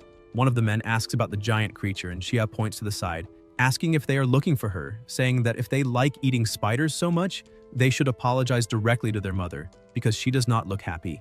The larger spider falls over them, staring at the group, and releases new hatchlings, ordering them to tear everyone to pieces. They panic as they try to fight the small creatures. Yan watches from afar and comments that Shur is truly good at provoking hatred, since he has a face that invites attacks. Jun, burning with energy, declares he is an ability user and that he will eliminate Xia. The protagonist says that's amazing, and that he has something to tell him later, but first, he must settle things here and asks him to wait a bit. Shur asks if he dares underestimate him, while the gunman says he is out of bullets and asks why they don't retreat to think better. But Shur says they can't and that they must eliminate Xia immediately. The partner asks what is happening to Jun because his body begins mutating and his shirt tears at the shoulders. Shur grabs a live spider in his hand and rips off its head with his teeth, saying he has gotten stronger again. The boy calls Jun, but he tells him to shut up and keep hunting spiders, claiming they are all his food and the more he eats, the more he will grow. He tells them to watch closely because that is his power evolving, and if anyone mentions retreating or blocking his path again, they will know what the result will be. The gunman backs off, saying they will hunt more spiders for him, guaranteeing that Jun will be able to eliminate Xia. Meanwhile, the protagonist continues fighting the Spider Queen and comments that her carapace is very resistant. They exchange blows, webs are launched, and the creature tries to corner him with precise leaps. Shu observes from afar until a web wraps around him, and the spider gets excited, believing she has captured him, saying she will savor him completely. Xia asks if she really intends to lose her life by daring to get so close, and the flames intensify, rising like blazing pillars. The spider screams as the fire consumes her. Amid the flames, Jia says that heaven may have gates he won't enter, but hell has no gates and he enters anyway until the burning spider turns completely to ashes. Yan says it's strange and asks where the creature's spiritual power is. Something behind him believes the protagonist has fallen into a trap and shouts. Xia touches the energy with all his strength. The dying Spider Queen wonders how he can be so strong and says she must report it until Xia absorbs all the energy and claims to have reached the 4th stage. Yan feels something strange and says it is hot until he notices a glow at the center and says it is the red lotus flame. Wondering if a spiritual beast fell there and realizing his new abilities allow him to directly observe the sources of energy. Xia comments that this must be the meaning of the penetrating fire vision. Behind him, Bai and her sister Chang watch, and Yan wonders if that energy is theirs and if the sister's teacher truly has an invisibility ability, until the protagonist notices something and Shai screams, holding a spider in his hand, and says he did it. Jun's body grows larger and says he is stronger now, that this is how it feels to be at the 2nd stage of energy and power, that he is full of strength and sees that all that power has 9 stages. It is a heavenly gift, and after the 9th stage, he will become a god and he has seen and set foot on the divine path. Shur notices Xia ahead and says he has always been inferior to him in everything, and this time will be no different, and asks if now that he's at the 2nd stage, how could he face him, and tells him to kneel and lick his feet until Jun is struck in the face by a punch and thrown far away by Yan. Shur is shocked and says it cannot be. He is in the 2nd stage and asks how he can defeat someone like himself, and the protagonist asks why he doesn't try to guess and says he will tell him, that if it weren't for the money his family gave him, he wouldn't have improved so fast and he is a good brother. And Jun says that it cannot be and that he can still become stronger, and Shur keeps eating spider pieces. Xia smiles and says he has always been a cautious person, and asks why he is so desperate now, and Jun asks what he is talking about. Yan replies that in the past, even knowing that mutant creature cores could increase power, he would have conducted experiments first to make sure they had no side effects, but this time, just to eliminate him, he ignored everything and swallowed those disgusting things. Shai asks about side effects and says he is making things up non-stop and that it is impossible, that he is on the divine path, an ability user, one of the chosen ones, and needs to become stronger. The protagonist asks about the divine path and says if he is serious, why doesn't he look more closely? Jun is surprised and looks at the enormous shining tree in front of him and says it is beautiful, that this is the true divine path, the path to becoming stronger, and that Xia is just trying to confuse him with lies, and that he is finished because Jun himself is now stronger. Shur laughs and tries to hit him, but fails because his foot is stuck, and there are several monsters there and voices tell him to come down and join them. Jun asks for help and questions what that is, as his eyes start turning red and his hands and skin become strange. God Essence, the protagonist asks if that was zombification, and comments that he didn't realize it even after eliminating so many zombies, while Shai, in despair, wants to know the reason, and Xia explains that he absorbed too much energy from zombies and creatures, and that in the previous life, many ability users ended up turning into zombies precisely because of that accelerated absorption. Although there was still a solution, making Jun ask for help and question what that was and what the way out was, and Yan replies that the solution was the spiritual cleansing pills, leaving Shi shocked as the protagonist says that if he had advanced slowly and absorbed in moderation, he would have controlled the toxicity of zombie cores and mutant energy, since the pills eliminated toxic heat, balanced the energy, and calmed the spirit, allowing him to overcome that crisis and continue advancing through the so-called divine path. And Jun starts crying, begging to be saved, and even promising slavery, but Yan asks what he is saying and reminds him that they were Iron Brothers, making Shi smile immediately before being struck when the protagonist states it would be better for him to lose his life right now because he insulted and even tried to harm his sister, was given a chance and showed no gratitude, destroying himself in a way that not even gods could undo. And lying on the ground, he still begs for the spiritual pills, while the protagonist shows the box and asks if that was what he wanted and how a single box would be enough, leaving Jun shocked when Xia states that it was at least a ton of spiritual cleansing pills, and that if his family had access to that, ability users would advance without difficulty and become extremely powerful, saying that if he were still his Iron Brother, he would have received everything without restraint. But it was a pity, and that was the fate he chose himself. And Jun tries to attack from behind but is struck by the still exhausted teacher, making Yan admit he didn't expect such courage, while Bai apologizes, saying she heard the whole conversation and thought they were friends and maybe he didn't really want to eliminate him. So she acted on her own, thanking him for the suggestion about buying spiritual cleansing pills.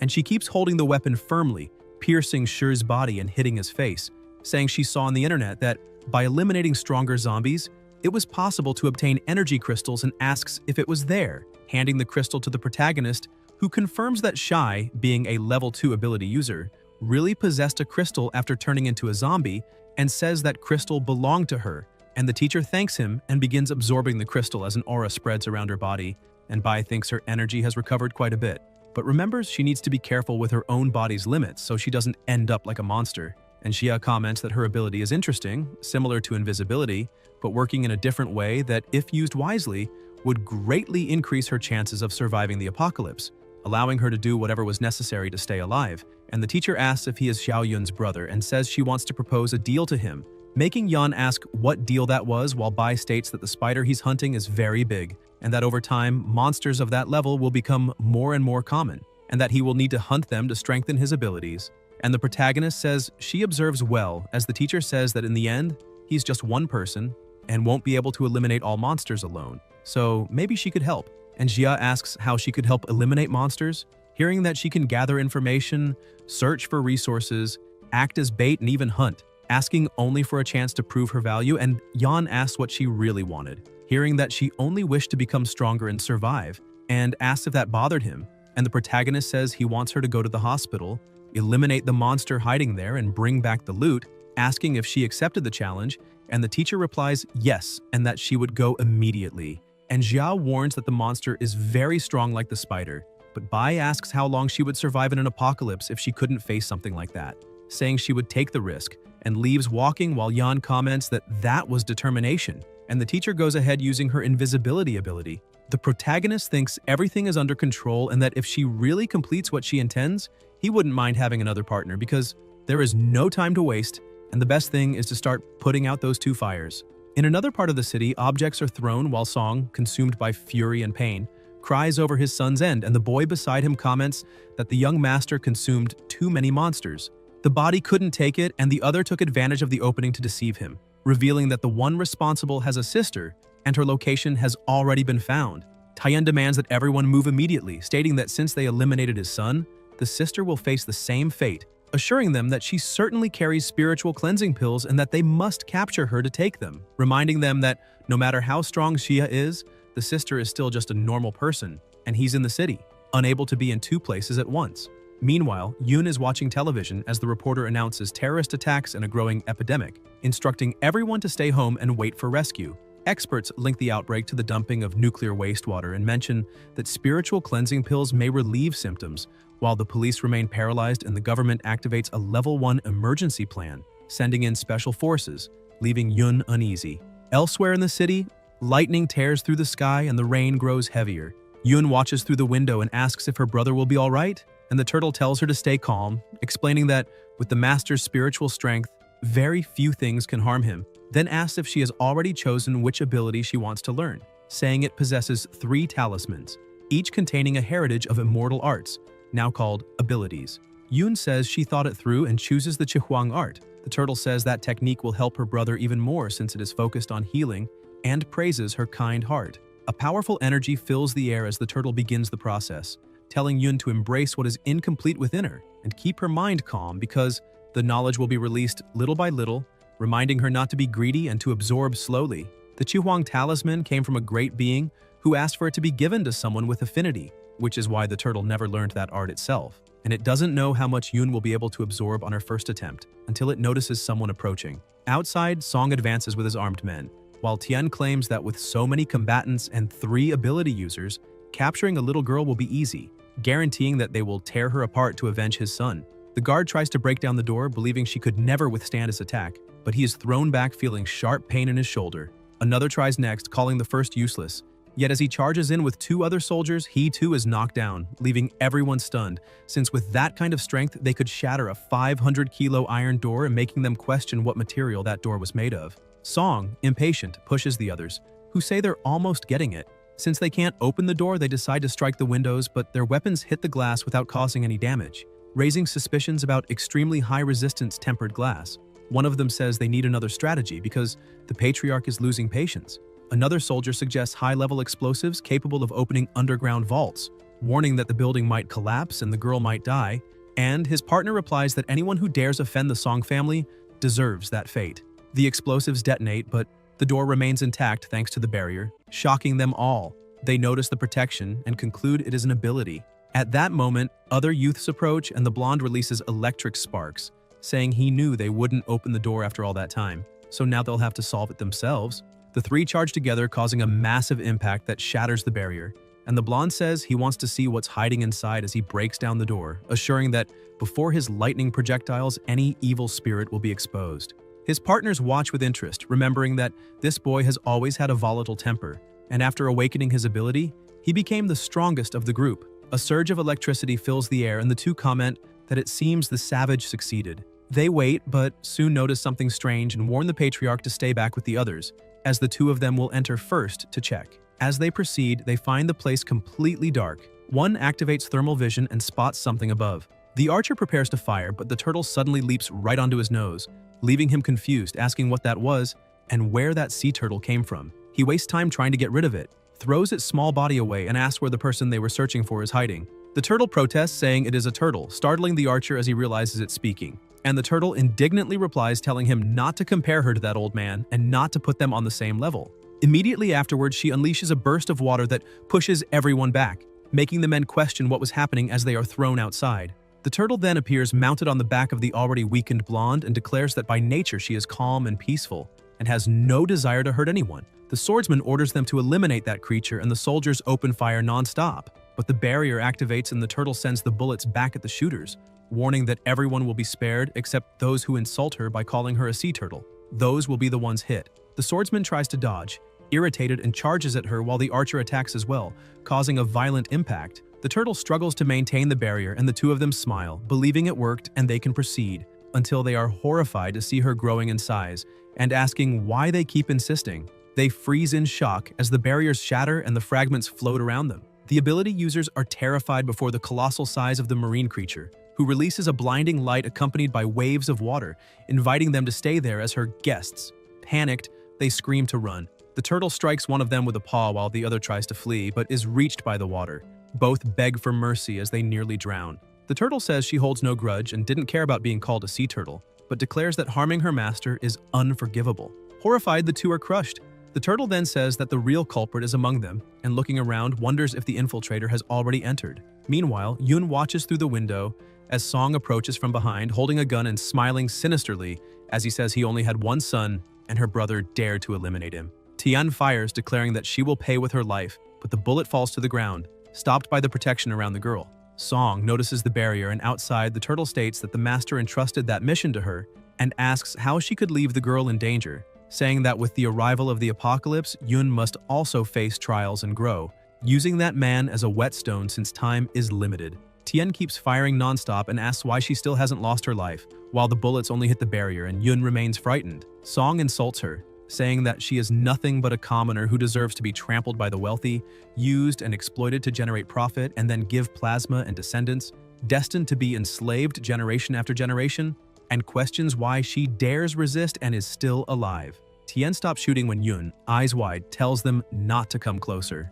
Song approaches holding a dagger and starts striking the barrier, wanting to see how much it can withstand and how many cuts it can take. Tien opens a crack and says he's about to break everything, and once he repeatedly stabs her until she's gone, he'll send the photo of her corpse to her brother, ensuring she suffers more than they do and learns what happens when you anger those two, promising that her brother will soon join her. The noise intensifies as Song asks what happened, and if she is frozen in fear, saying everything is fine. Yun stands up saying she can't lose her life, and Tien asks since when that depends on her. She insists that if she dies, her brother will be sad, so she needs to eliminate him first and asks to be allowed to stab him as well. Tien mocks her, saying she has never even killed a chicken and thinks she is capable of taking someone's life. Song steps forward again saying he is right there and asks why she doesn't try to eliminate him. At that moment, the barrier starts to crack and the turtle outside, looking at the moon, notices the protection breaking until it finally shatters completely. Yun says it's all right now and that he can lose his life in peace.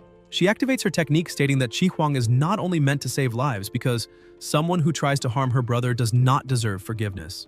She launches the attack and Tien, terrified, wonders if he is really going to die, lamenting that he has yet to avenge his son, whose corpse hasn't even cooled, and realizes his family is destroyed. He thinks that as head of the Song family, he led everyone to ruin and failed his ancestors in disgrace, fueling hatred toward the girl, her brother, and everything around him. In desperation, he cuts his own neck and declares that with his plasma and the Song family's fortune, he curses her brother and all of his. Plasma spurts from Song's body and the surrounding energy turns terrifying.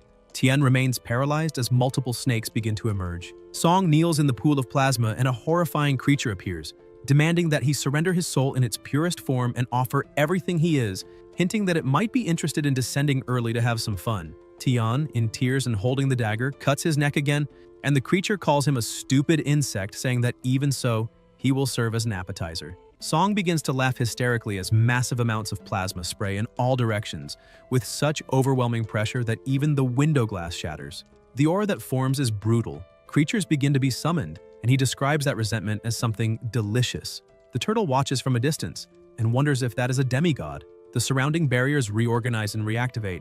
A snake slithers across the ground and as it rises, transforms into a serpent man, introducing himself as Yamata no Orochi and telling them to look at what he has found. A turtle brimming with energy and a strange little appendage announcing that after 1,000 years of hunger, he can finally feast. His aura spreads across the whole city.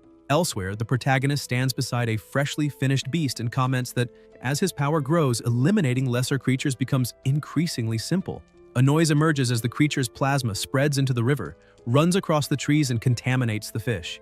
Jaya observes that these monsters, whether alive or not, keep devouring the world and that, with time, not a single patch of fertile land will remain. He releases flames that ignite everything around him and upon noticing another monster charging forward, leaps onto a building, absorbs energy and keeps his gaze fixed ahead. He comes across a huge tree surrounded by people and asks if that is a demonic creature. In front of him, civilians retreat in fear as zombies draw near, while ability users struggle to hold them back. Xia lands on the ground and notices that the zombies do not approach the base of the tree, concluding that everyone is taking the opportunity to enter that protected space. Some people gathered beneath the tree notice that the zombies have really stopped, and Yan senses that something is wrong, for although many are there, their expressions seem strange. Others around them sigh in relief, saying that at least there the zombies would not dare come closer, and ask what everyone is doing. Someone clasps their hands and says they can finally rest a bit since the fight was long, while ability users say they are exhausted but satisfied for having protected so many people. A girl asks what that tree is, and a boy explains that if she wants to survive, she needs to listen carefully. The protagonist recognizes that man as Supervisor Chen, who announces that the world is over and that everyone has already seen the chaos outside. Zombies, monsters, and eliminations everywhere. A lady says she saw her husband being devoured, and another asks what they must do now. The supervisor replies not to worry because, for now, under that tree they are safe. As long as they remain there, zombies won't approach, and everyone will stay alive. Then he says there is a price for that protection. A little girl asks what price that is, and Chen explains that the tree that defends them is called the Tree of Human Faces. a demigod from another world that feeds on offerings and devotion. He says the entity has a good heart and chose to save civilians, but to remain under its protection, tributes must be offered. A woman, surprised, asks about a demigod, saying she now understands why the zombies did not approach, and that it is lucky they are alive. Jia asks what kind of tribute must be given, while the people admit they did not bring incense, ritual money, or any kind of offering. They ask what they should offer the god of the tree, and the supervisor recognizes Yan, thinking he is still alive and extremely lucky, but also that he arrived at the perfect moment. He then states that nothing complicated is needed, just sacrifice one person every 2 hours to the great tree of human faces, comparing it to the risk of everyone losing their lives and questioning whether that is not a fair deal. Everyone stares in horror upon hearing the word sacrifice and wonders if the tree devours people. Chen replies that he does not know whether the tree eats humans or not, but he is certain that the zombies outside are just waiting for their banquet. He then asks them to listen until the end, explaining that the tree of human faces is merciful and would never eat anyone, and that those present must only bring their blessings. A frightened woman asks what he means by blessings. The supervisor then speaks about the future of the world: monsters roaming uncontrolled, human civilization collapsing, scarce resources, and reminds them that this is only the beginning of the apocalypse, because the chaos has barely begun and no one there has yet experienced the true hunger. In a few days, he says, they will be without water, without food, and surrounded by endless hordes of zombies, asking what they will do when that happens. He adds that dying of hunger or thirst will be everyone's inevitable fate, but now the great tree of human faces has extended its protection and is offering an exchange, homage for food. At that moment, he reveals ginseng fruits. Everyone pays attention as the supervisor states that for each person sacrificed, the tree grants 3 fruits, and that a single fruit is enough for someone to survive for an entire week. He also states that whoever eats one of those fruits gains extra abilities, mentioning that after eating one himself, he managed to establish a bond with the sacred tree and became its representative. He then argues that with just one sacrifice, 3 people can live and even gain supernatural powers in this cruel, ruined world, asking if there is any god more compassionate than the tree of human faces, and if this is not clearly a blessing. The people respond that yes, it is a blessing. A man kneels, begging for a fruit and saying he will do anything. Soon, a lady steps forward, demanding they give it to her. Next, several start shouting for the fruit. A woman asks who will be sacrificed. Chen replies that those who fought the zombies cannot be chosen. One of them adds that they will obviously start with the newcomers. A little boy protests, asking why not start with the eldest. The crowd begins arguing to decide who should go first. The supervisor orders them to calm down and listen, declaring that since the blessing comes from the sacred tree, the first sacrifice must be of sinners, for that would be the fairest way. He explains that he himself will decide who is guilty, carefully evaluating everything. One of the men agrees immediately, saying that sinners must be sacrificed. Another woman also agrees, stating they will follow everything the supervisor says and that if he declares someone guilty, then that person will be guilty. At that moment, the protagonist raises his hand and questions how the 3 fruits will be divided after the sacrifice. The people pause and realize they hadn't considered that, since only 3 fruits would be distributed among the 30 or 40 people gathered under the tree. He asks how everyone can be sure they will receive one, and what the criteria for division will be. Chen replies that obviously those who contribute the most will have priority. Xie then asks how he measures those contributions and mocks him, asking if the supervisor intends to create a KPI chart where giving massages to a superior is worth 1 point, blindly obeying is worth 2, and anyone who challenges him is expelled from protection. Chen becomes furious and asks what he just said, claiming that every word he speaks carries the will of the sacred tree, and that Yan dared contradict him. One of the boys orders him to show respect, demanding to know how he dares defy the representative of the tree. Yan throws the question back, asking who would dare contradict him, recalling how the supervisor exploited workers like pack animals, cut bonuses for any excuse, stole credit for achievements, and blamed others for mistakes, and now stands there, serving a monster and turning human lives into KPI scores, asking if he feels no shame. Chen explodes, saying he still has the nerve to speak like that and asking if he knows how many problems he caused by missing work for a few days, adding that he only asked him to work 18 hours of overtime, and even so he dared complain. He declares he wanted to fire him long ago and orders everyone to capture him to sacrifice him to the tree of human faces. The crowd agrees immediately, claiming he is offending the sacred tree and that if they let him live, they will all be doomed. Without the ginseng fruit, they will not survive, and ask if he still hasn't understood that. The protagonist asks about the fruit, tells them all to open their eyes, and questions whether they truly believe that is a ginseng fruit. He explains it is a demonic fruit created with the plasma, flesh, and soul of the sacrificed people, and that whoever eats it will not be fed, but turned into a puppet of the tree, becoming half human, half monster, just like the zombies. The people react saying that is impossible, that the fruit is clearly sacred, asking what he is talking about. Xia then asks what is wrong with the supervisor's right hand and challenges him to show it to everyone. When Chen reveals the deformed hand, the people are shocked and ask whether eating that fruit truly turns them into monsters controlled by the tree. Chen replies that even if that is true, they will still be alive, and that in the middle of the apocalypse, staying alive is all that matters, besides having the protection of the sacred tree. His hand has already become a tree hand. Then Chen orders them to eliminate Yan, saying that zombies have already surrounded the area. No one can escape, and if they do not obey, everyone will die. He promises that whoever eliminates him will receive a ginseng fruit. The people quickly move to attack the protagonist, while the supervisor says that he should feel honored for having been exploited at the company, because people like him deserve to be crushed by their superiors. Now he will become their dog. The protagonist declares that his journey has come to an end and unleashes intense flames against Chen, burning him alive. The supervisor screams that it's impossible until he is fully finished and hurled toward the tree. The tree smiles as the protagonist stands before it, facing it directly. A light appears in the tree's eyes and a voice calls Xia's name. It is a newly summoned flower saying he cannot eliminate it.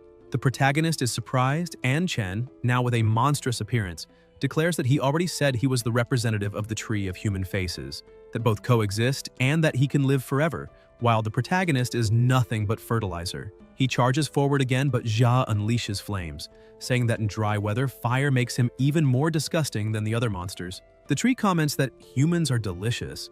It begins pulling everyone in, and people ask why they angered the tree, saying all they had to do was sacrifice one person and eat the ginseng fruit. Yan watches everything coldly as the tree drags them and devours them, describing them as delicious. 3 girls still alive state that the tree is clearly a monster and ask why no one dares insult the older brother. An injured woman says that even if it is a monster, resisting is pointless because no one can escape. The tree keeps repeating that they are delicious. The protagonist releases flames toward the tree to protect the survivors, breaking and burning branches. The woman, in agony, begs for help, asks him to cut the roots wrapped around her body and demands that if he is so strong, why doesn't he save them? She tells him to move forward. She is taken by the tree and repeats that no one can escape, that only sacrifice allows survival, and that only the tree of human faces grants life, insisting that all must be finished along with it. Xia charges toward the zombies, burning them with his flames and knocking many down with a single strike. He summons his weapon, faces the creatures, and orders the survivors to run. They thank him, while those who are trapped in the roots fall into despair, saying it cannot be true that he eliminated all the zombies, and that if they had known earlier, soon after, those trapped are devoured. The tree looks at the protagonist and complains that he let so much food escape. The roots reach toward him. Xia meets its gaze and declares he will end it first. The tree smiles until the rain begins to fall. It tries to shield itself from the attacks, but the protagonist keeps advancing until he notices something strange and says, "That thing is extremely tough." The tree replies that it cannot defeat him directly, but it can wear him down, reminding him that he is human, with no food or water. The protagonist takes out a bottle and asks what it just said. Then Xia summons a feast and begins eating in front of the monster. The tree becomes irritated, and Yan asks it to repeat that it wants to wear him down, questioning whether it doesn't know that his storage is larger than the tree's entire body. Su comments that this demonic tree has an absurdly long health bar, regenerates quickly, and even being just a soldier-class demon, is more troublesome than a warrior-class demon. Taking it down completely with a single strike would be difficult. Su then tells them to try a chicken leg, and if they don't want it, to settle for the chicken tail. The bear asks what the taste of that black tail is, and the protagonist declares that whoever figures out how to defeat the tree gets all the food on the table. DG says he will check and asks if the protagonist knows that lightning can bring down a tree, saying that if the Master of Thunder, Genzi, were willing to help, a simple tree like that would vanish in an instant. The bird responds by asking if they really want its help and tells them to forget it. A light emerges. It is the turtle, warning that the protagonist's sister is in danger. Zhao widens his eyes upon sensing the dreadful pressure and claims that a demigod is approaching her. The turtle explains that Yamata no Orochi was summoned with malice and has already appeared near the girl, saying she fears for her because it is not a mere apparition. It is in a critical state and may arrive at any moment. Su, frightened, lets her chair fall to the ground. The bird insists that no matter what the protagonist says, it will never help him. Xia then opens its cell, saying there is no time for negotiations, reminding it that as lord of the great mortal prison, he governs that place, possesses summoning power, and regarding the prisoners, also holds the right of execution. He approaches, the bird is completely paralyzed and only stares back at him, while the protagonist thinks that might be the day of its finalization. The trembling bird asks him to issue the decree. At the same moment, the tree says, it did not expect the great Yamata no Orochi to descend earlier than predicted, but to a human who survived 1,000 years, a few more hours make no difference. A light crosses the sky and powerful attacks are unleashed by the bird. The protagonist stands on its shoulder and orders it to destroy the tree. The bird charges, unleashing all its power and easily destroys it, generating massive pressure around. The tree is completely finished. Shia tells everyone to leave and they head elsewhere. Soon after, the chief arrives with her men, noting everything was annihilated and not even a trace of soul remained, praising the terrifying thunder. A man reports movement at Chunhua Hospital, and the chief laments the loss of that wood spirit, saying it would have been useful to her, ordering them to head to the hospital, and commenting someone managed to exterminate the monster before her, asking who could do that. At the zoo, the lion's area is open. The lion devours its prey until a terrifying presence approaches. Sensing it, the lion looks for a moment before being struck and finished with no chance to react. Plasma spreads as snakes advance everywhere, eliminating everything in heavy rain, slithering across the plasma while the creature watches smiling. The snakes surround the turtle's barrier. One flicks its tongue approaching, but its head is ripped off instantly. Others try again while the exhausted turtle forces her energy to protect. The creature comments it is strange someone so hard to defeat still exists in the underworld, and that if the turtle used water and clouds and abandoned her shell, she might escape alive. But now that she shrank into that corner, she is an easy target. The turtle replies she cannot afford to look incompetent, fearing the master will blame and punish her. The creature explains the underworld was sealed for 1,000 years, spiritual energy severed, cultivation impossible. Gods and great monsters beyond ordinary level were eliminated long ago by the 5 paths of the gods, asking how strong her master can be. The turtle answers she heard Yamata no Orochi was a servant of Susanoo. The creature asks what difference that makes, and the turtle claims Susanoo before her master would only be fit to carry his shoes. The attacks continue hard, causing huge impacts as the turtle uses all she has, coughing plasma from effort. Yoon stays hidden and the turtle says it must be him. A divine command must reach Susanoo, so he personally intervenes, asking if the land of Yangxia is truly that important to them. The creature comments it is no surprise since all gods of the 5 paths are so terrified they cannot sleep, and tells the Serpent Lord not to underestimate her master. The turtle unleashes waves of water and raises overwhelming energy. The Serpent Lord is surprised as an explosion consumes the area. Yoon covers her head and sees a huge mouth about to hit her, but the wounded turtle shields her, saying that finally, until a light appears and the Serpent Lord reappears. The turtle asks if that is all he has. The Serpent Lord asks how they dare harm him. The turtle, gasping, asks about the 7 heads and whether 7 lives remain, lamenting that even with her final soul-consuming attack, she couldn't sever more heads. The Serpent Lord charges, asking if the turtle still has strength to stop him, and the turtle replies, of course. She looks at the bird approaching and comments she has no energy left, but reinforcements have arrived. An attack strikes the snakes, launching the Serpent Lord far. He asks how that is possible and if the newcomer is the high-ranking general. The bird stares and asks if he is the worm from Japan, declaring herself reincarnation of the celestial Thunderstar disciple of Yu's 3rd generation, and that on that day, with Thunder's power, she will burn evil and purify the master himself, allowing him to be finished. The Serpent Lord begs to wait, but the bird without hesitation smites him with overwhelming power, calling him foreign god, trash, saying that's all he is. The protagonist warns there is still life below and heat is rising. He praises the turtle and tells her to enter the tower to recover. The turtle says Yamata no Orochi has 8 heads and 8 lives, doesn't fall easily, and no one can lower their guard. They watch as power releases, forming a vortex until a presence with red eyes appears and more snakes emerge.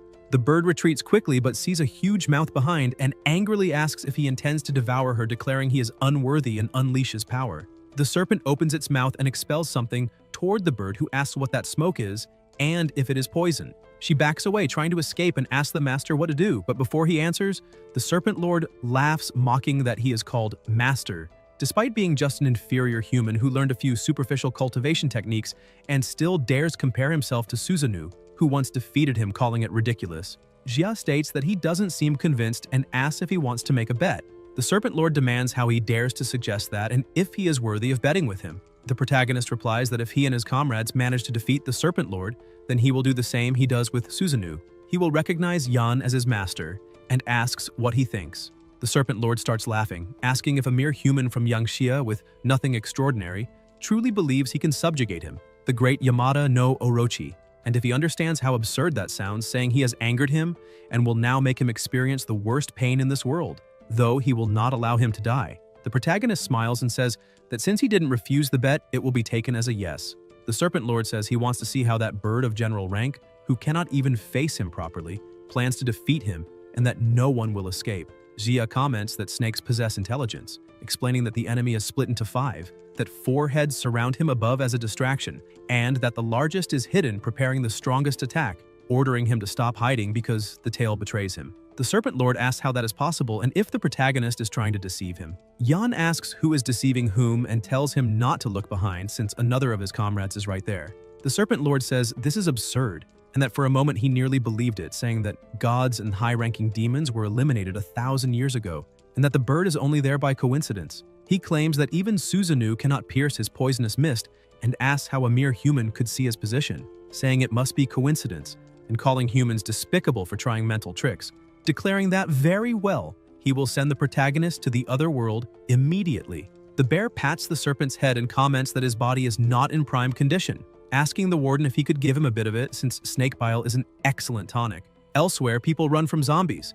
A child's hand begins to change and she asks her mother what is happening to her body. The woman replies that the rain is poisonous, but everything will be fine, and that she is there with her daughter, begging the gods of heaven and the ancestors for help, until everyone stops. The bear fights the serpent, the two exchanging blows, and the Serpent Lord wonders if that bear is also high-ranked, asking why the protagonist has 2 entities of that level at his side. He thinks that if he reflects well, even the turtle was 1 step away from general rank, and notices how many powerful beings are gathered around that human, questioning what on earth he really is. The protagonist answers, telling him to guess. The Serpent Lord thinks that the protagonist hides a great secret and must report it immediately, but before he can, a light explodes and the bird charges forward to attack him. The snakes release powers from their mouths, lightning tears the air, and the bear keeps crushing snakes with his bare hand, saying it is bold of them to even try biting him.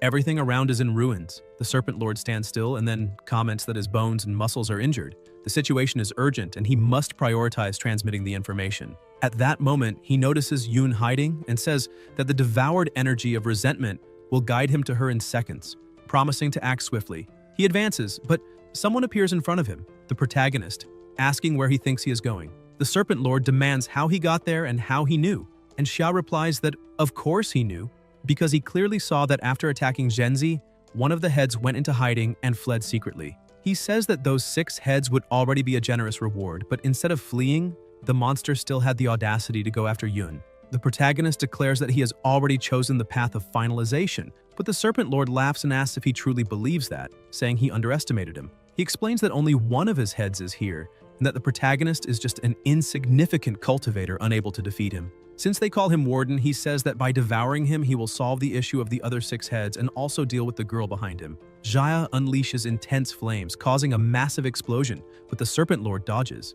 Yan raises his hand believing he struck him, until the Serpent Lord bites his arm saying he has caught him. However, the protagonist pulls his arm from his mouth effortlessly, grabs his sword, and the Serpent Lord is shocked, asking if he truly possesses that much strength. Meanwhile, the bear fights by crushing snakes barehanded, and comments how incredible that is. On the other side, the bird, wounded in the chest, touches her injury and says the plasma has stopped, stating she will continue and hoping that the last head is tougher. The Serpent Lord thinks that only 4 lives remain now and that he must end everything quickly. He recognizes that the human has a constant flow of energy and a tenacious body, and he cannot allow the fight to drag on. He declares that the truth is simple. The weak point of humans is the soul. The Serpent Lord turns into soul form and invades the protagonist's consciousness, finding it far too easy, saying he entered without resistance, and that after all the boy was born only a few decades ago, while he is a demigod thousands of years old. So the protagonist's spiritual barrier is as fragile as paper. He decides to rummage through his memories to discover where the general rank demons came from, how he obtained his powers,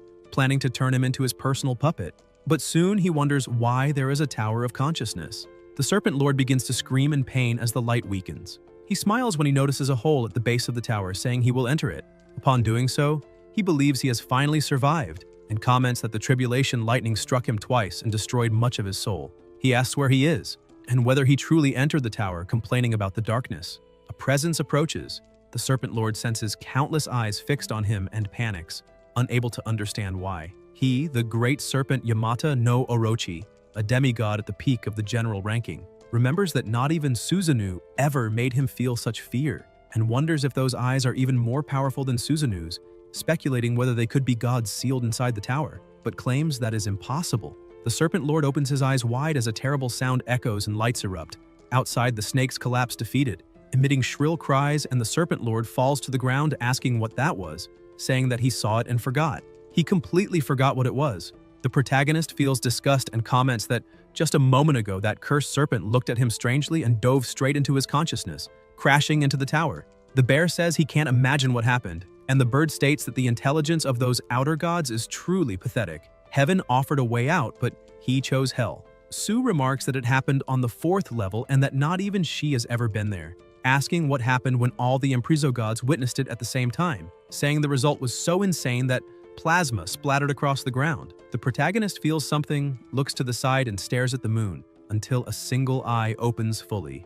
Meanwhile, elsewhere, a mother is with her daughter, and the child asks her to look at the moon, which is no longer there. Everyone looks on, shocked, as an intense light appears and colossal pressure spreads. The turtle whispers, "Susanoo," while the Serpent Lord claims there is a great secret. The bird orders them to stop immediately and kneels on the ground as the enormous eye hovers above them. The bear asks if they are going to just stand there and do nothing, saying that thing is about to be rescued. Sue replies that of course not. Flames erupt and the protagonist grabs the Serpent Lord and hurls him away. The snakes fall into a cage, utterly confused. Jia pushes them into the tower, saying it's nothing much and already handled. The bear praises the warden, and Sue states that with the power of the great prison of evil, blocking the gaze of a commander-rank god is simple. The pressure suddenly intensifies and a presence descends. Yan watches, looks upward, and the eye asks how they dared deceive him. Something approaches with deafening impacts. A light pierces the tower, and the protagonist feels his spiritual energy being completely drained. He orders everyone to fall back. One of them says the situation is critical and they must think of something quickly. Xia recalls that in his past life, before reincarnation, the strongest ones he saw descend were only a few general-rank demigods. Midnight was the exact time Yamata no Orochi was meant to appear, but since Song summoned him early, it affected Susanoo, whose arrival should have been delayed indefinitely, causing him to lose control and attempt to break the dimensional barrier. Now the entire balance is destroyed. Terrifying gods who were supposed to descend one by one may fall prematurely. He wonders what he must do. The turtle says that, according to fate, humanity would have had time to awaken abilities and evolve until they could face the gods, but everything has been sped up. If the barrier is destroyed and the general rank gods are freed, the nation of Yangxia will notice it. The protagonist's eyes widen as a colossal mouth opens and releases an overwhelming power that strikes Yun, flinging her away. She spits plasma and comments on her ears. Yun activates her technique to seal hearing, throat, and heart, saying that her brother took the full impact of the sonic wave and asking how he is. She looks outside, sees something, and freezes. Her brother is pinned against the wall. Yun begins to cry, calling out to him. Elsewhere, people cover their ears in desperation, asking what that thing is, saying that not even the moon remains, and that the apocalypse has arrived. There is no hope. A barrier breaks and a woman looks through the window, saying that if she had known this would happen, she would have ordered another portion of pork belly the night before, and now she can't even eat. Flower petals fall as explosions erupt across the city. The little girl is in her mother's arms, kneeling on the ground. At the zoo, someone sits as petals fall and there is an emblem beside them.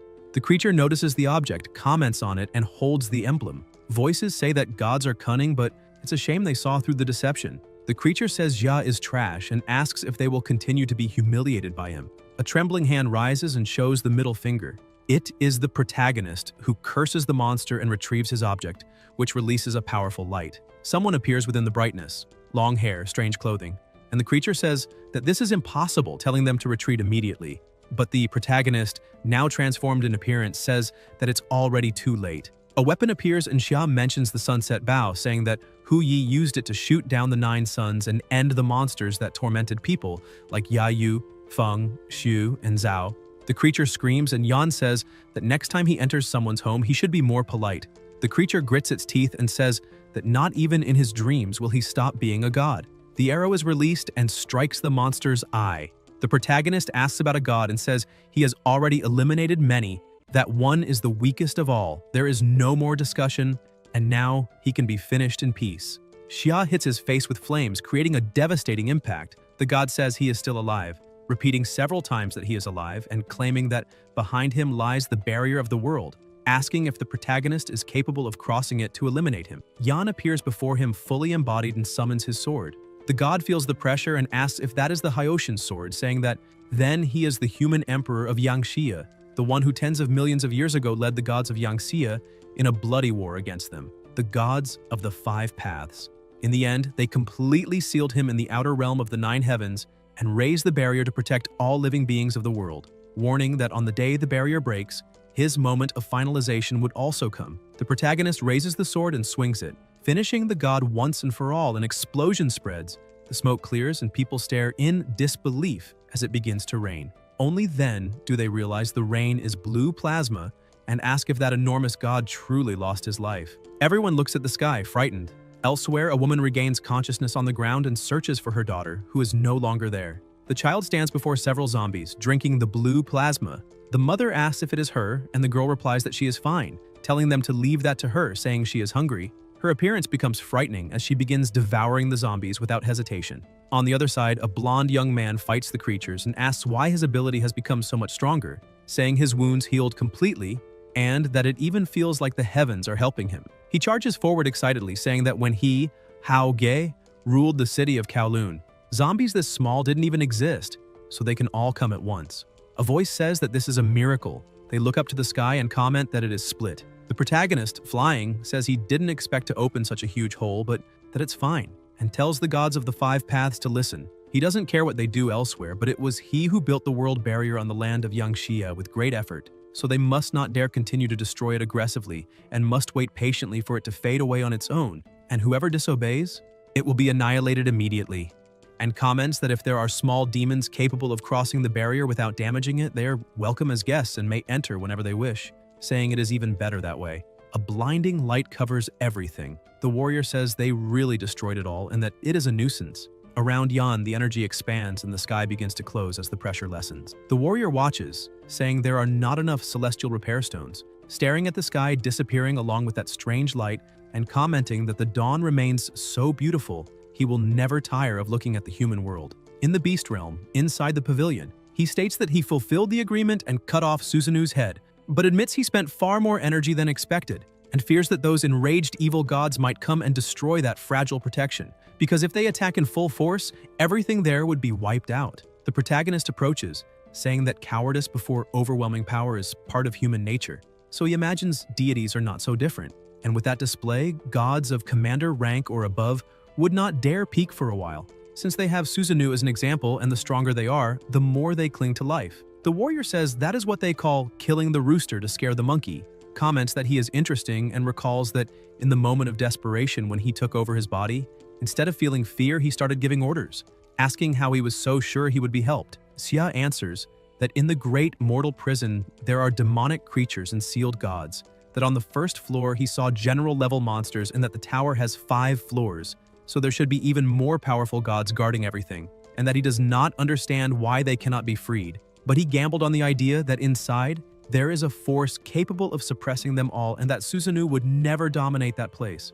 The warrior laughs, saying he was right, that they would never let that prison fall into the hands of those wretches, and that if he had more than that soul fragment, he would break the world barrier and exterminate them, making everyone beg. He admits having many doubts, calls those broken memories fragmented remnants, and asks for them to be analyzed when there is time, because his soul has already been completely erased, and from then on, everything would depend on Yan. They stare at each other, shake hands, and the warrior begins to fade until vanishing completely, while the protagonist watches before collapsing unconscious.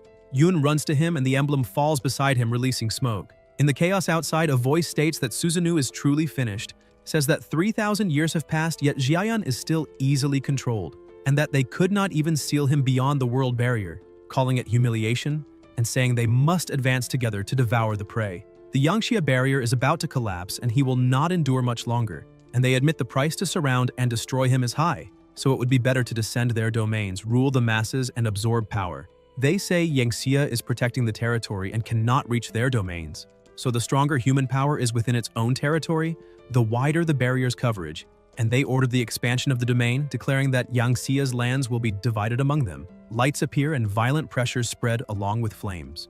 A reporter states in the news that an enormous number of humans turned into monsters and an apocalypse began, with hordes of zombies attacking and killing about 10 million people in 2 days in Los Angeles. Monsters appeared in North Africa, and faith became the last resort as people begged the gods to save the world. The Saudi region became a sea of fire. Nations lost communication, and the kingdom became isolated. In Emerald City, a rain of divine plasma turned many humans into ability users, creating several factions, including the Jackal Gang, led by Chen Gu, and known for its brutality as it sweeps through the city hunting anyone who refuses to join them. Elsewhere, two people face a group of young men, strike first and launch some away, and the blonde one jumps, saying they are the ones who will lose their lives. The boy with the monstrous hand advances, attacking, while the girl, injured on the ground, watches the enemy take her bag and ask if they really think they can escape the clutches of Chief Go. The boy approaches, saying that the East District has been cleared and almost all humans have been massacred, asking if the plan is to let the strong team develop while eliminating Wan Hao's team in the West. The chief replies that Wan Hao is nothing but a brute, and that by gathering ability users and supplies for themselves, they can simply relax and reap the benefits. The boys agree, saying they are right because those people have what they value most, the important resources, the Benkong pills, asking when the boss will distribute the medicine, and claiming that with that miraculous drug, humanity can search for critical resources without fearing infections and mutations. The boss laughs, saying that whoever has the Shangxing pills has a future and does not need to worry as long as they obey him, and that there will be no restrictions for the last powerful ability users of Emerald, something the entire kingdom should understand. They agree, saying they work to the end for him and that he is incredible, and one of the boys says he found a small fortress in the suburbs.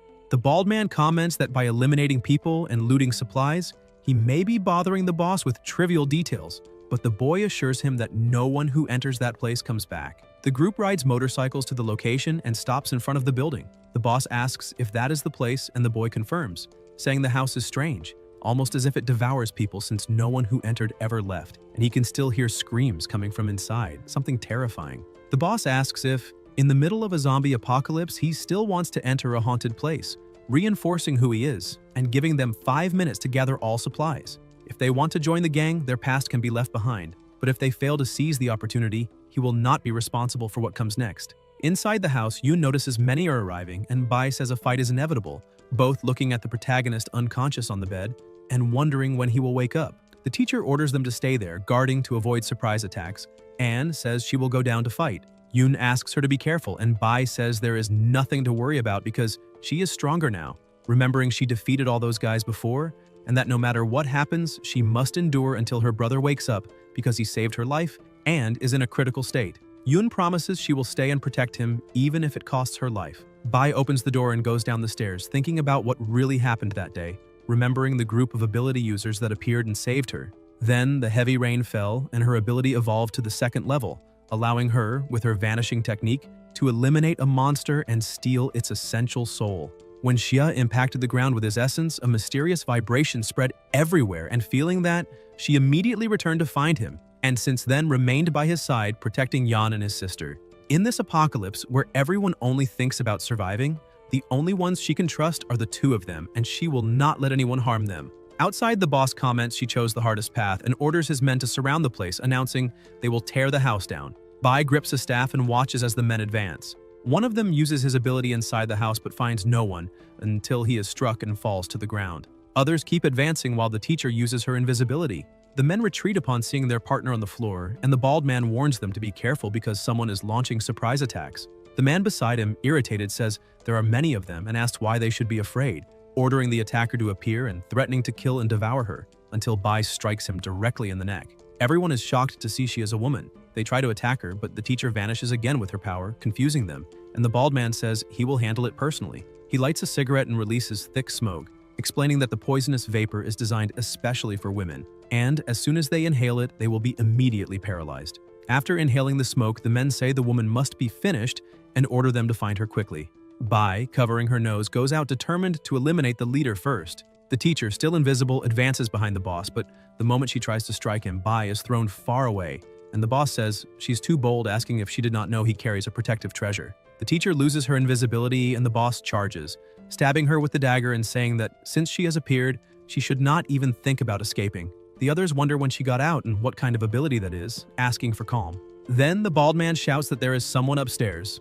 apparently another woman, and says they will go get her, while the men comment that this will be fun. Bai lies on the ground with the dagger in her shoulder, thinking of the two, and Yun watches through the window, terrified, until the men invade the room. Yun orders them to stay away. The bald man says she is cute, and Yun trembles, completely frightened. A red-haired man appears behind her with a weapon, saying he cannot wait, and they all notice someone lying on the bed, commenting that he looks almost finished, probably useless.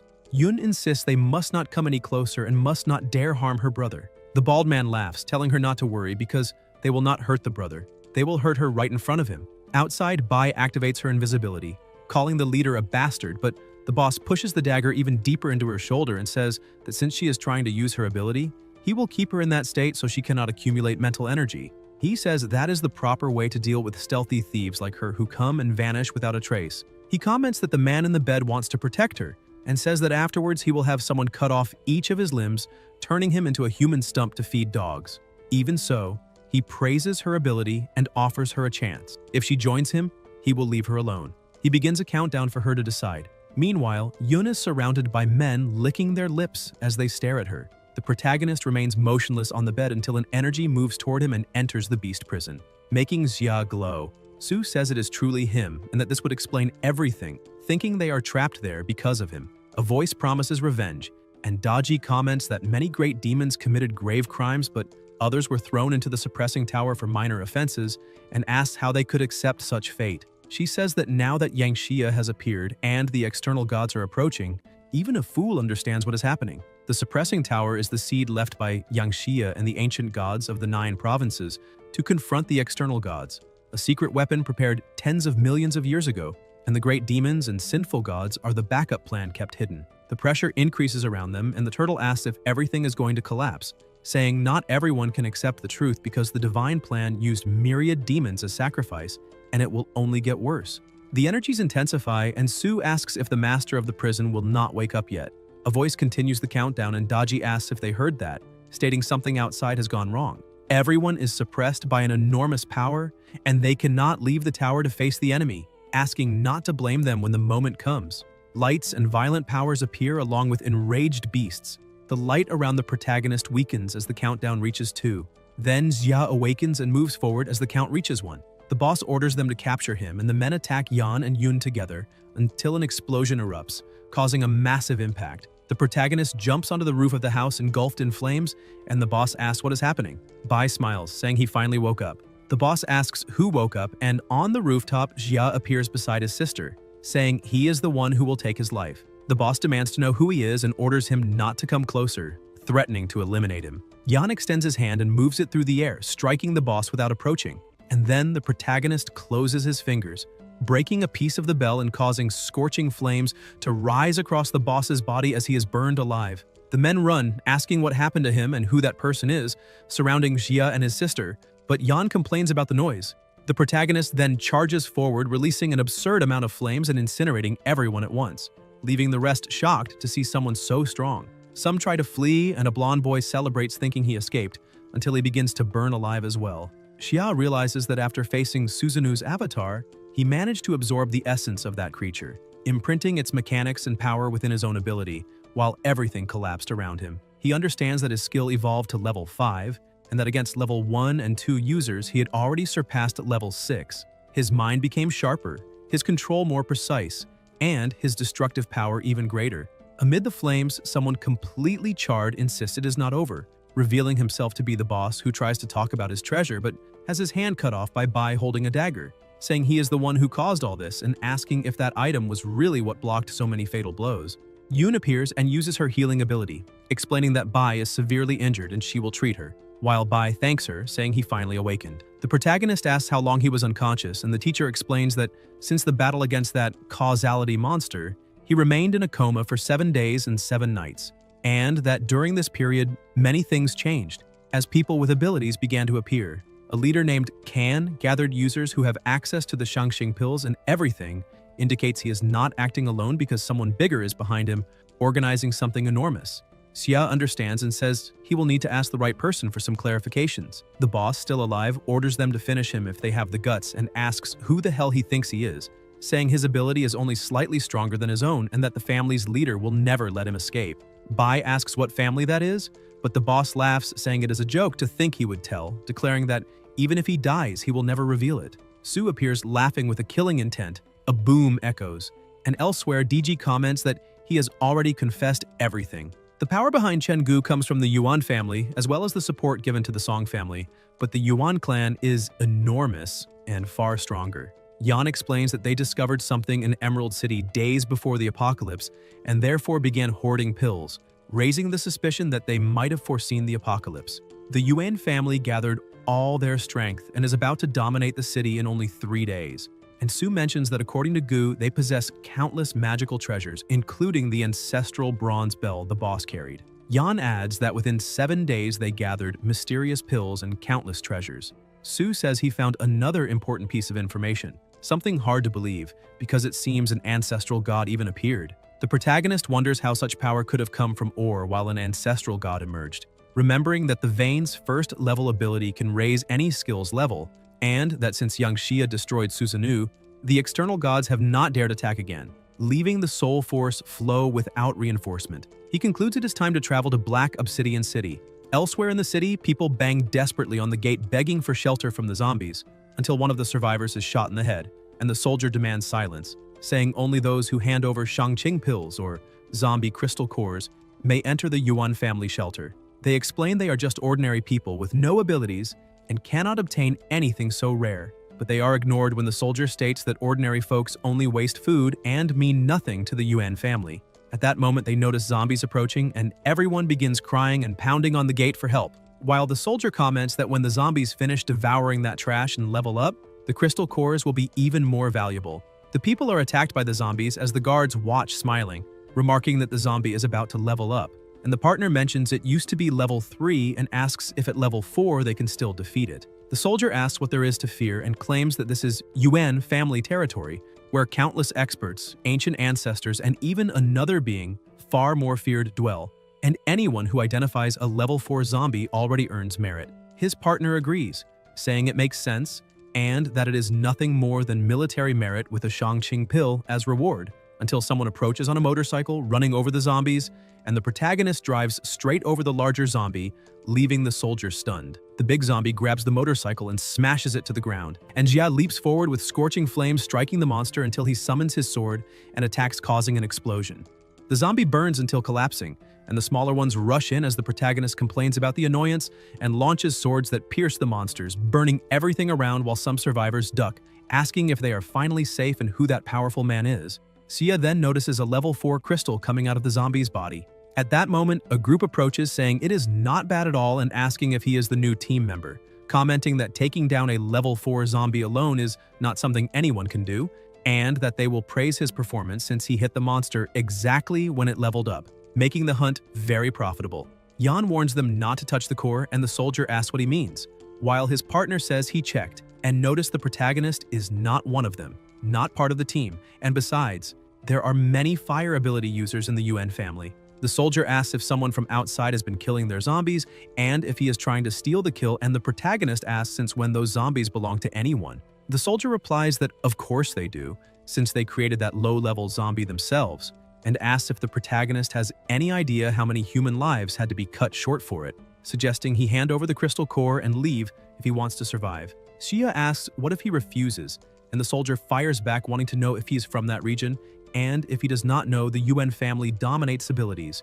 with the young master already at level 4 and backed by a foundation he cannot even imagine. He claims that in this apocalypse, the Yuan family is humanity's last bastion and the ladder to superior evolution, and that countless experts travel from afar just for the chance to join them. So if the protagonist insists, he will die right there. Yan grabs him by the neck and asks if that is really so, saying he would love to find out, and that if he killed him right in front of the Yuan family's gates, he wanted to see whether anyone would come save him. The soldier tries to deny it as the others begin shooting and order Yan to let him go.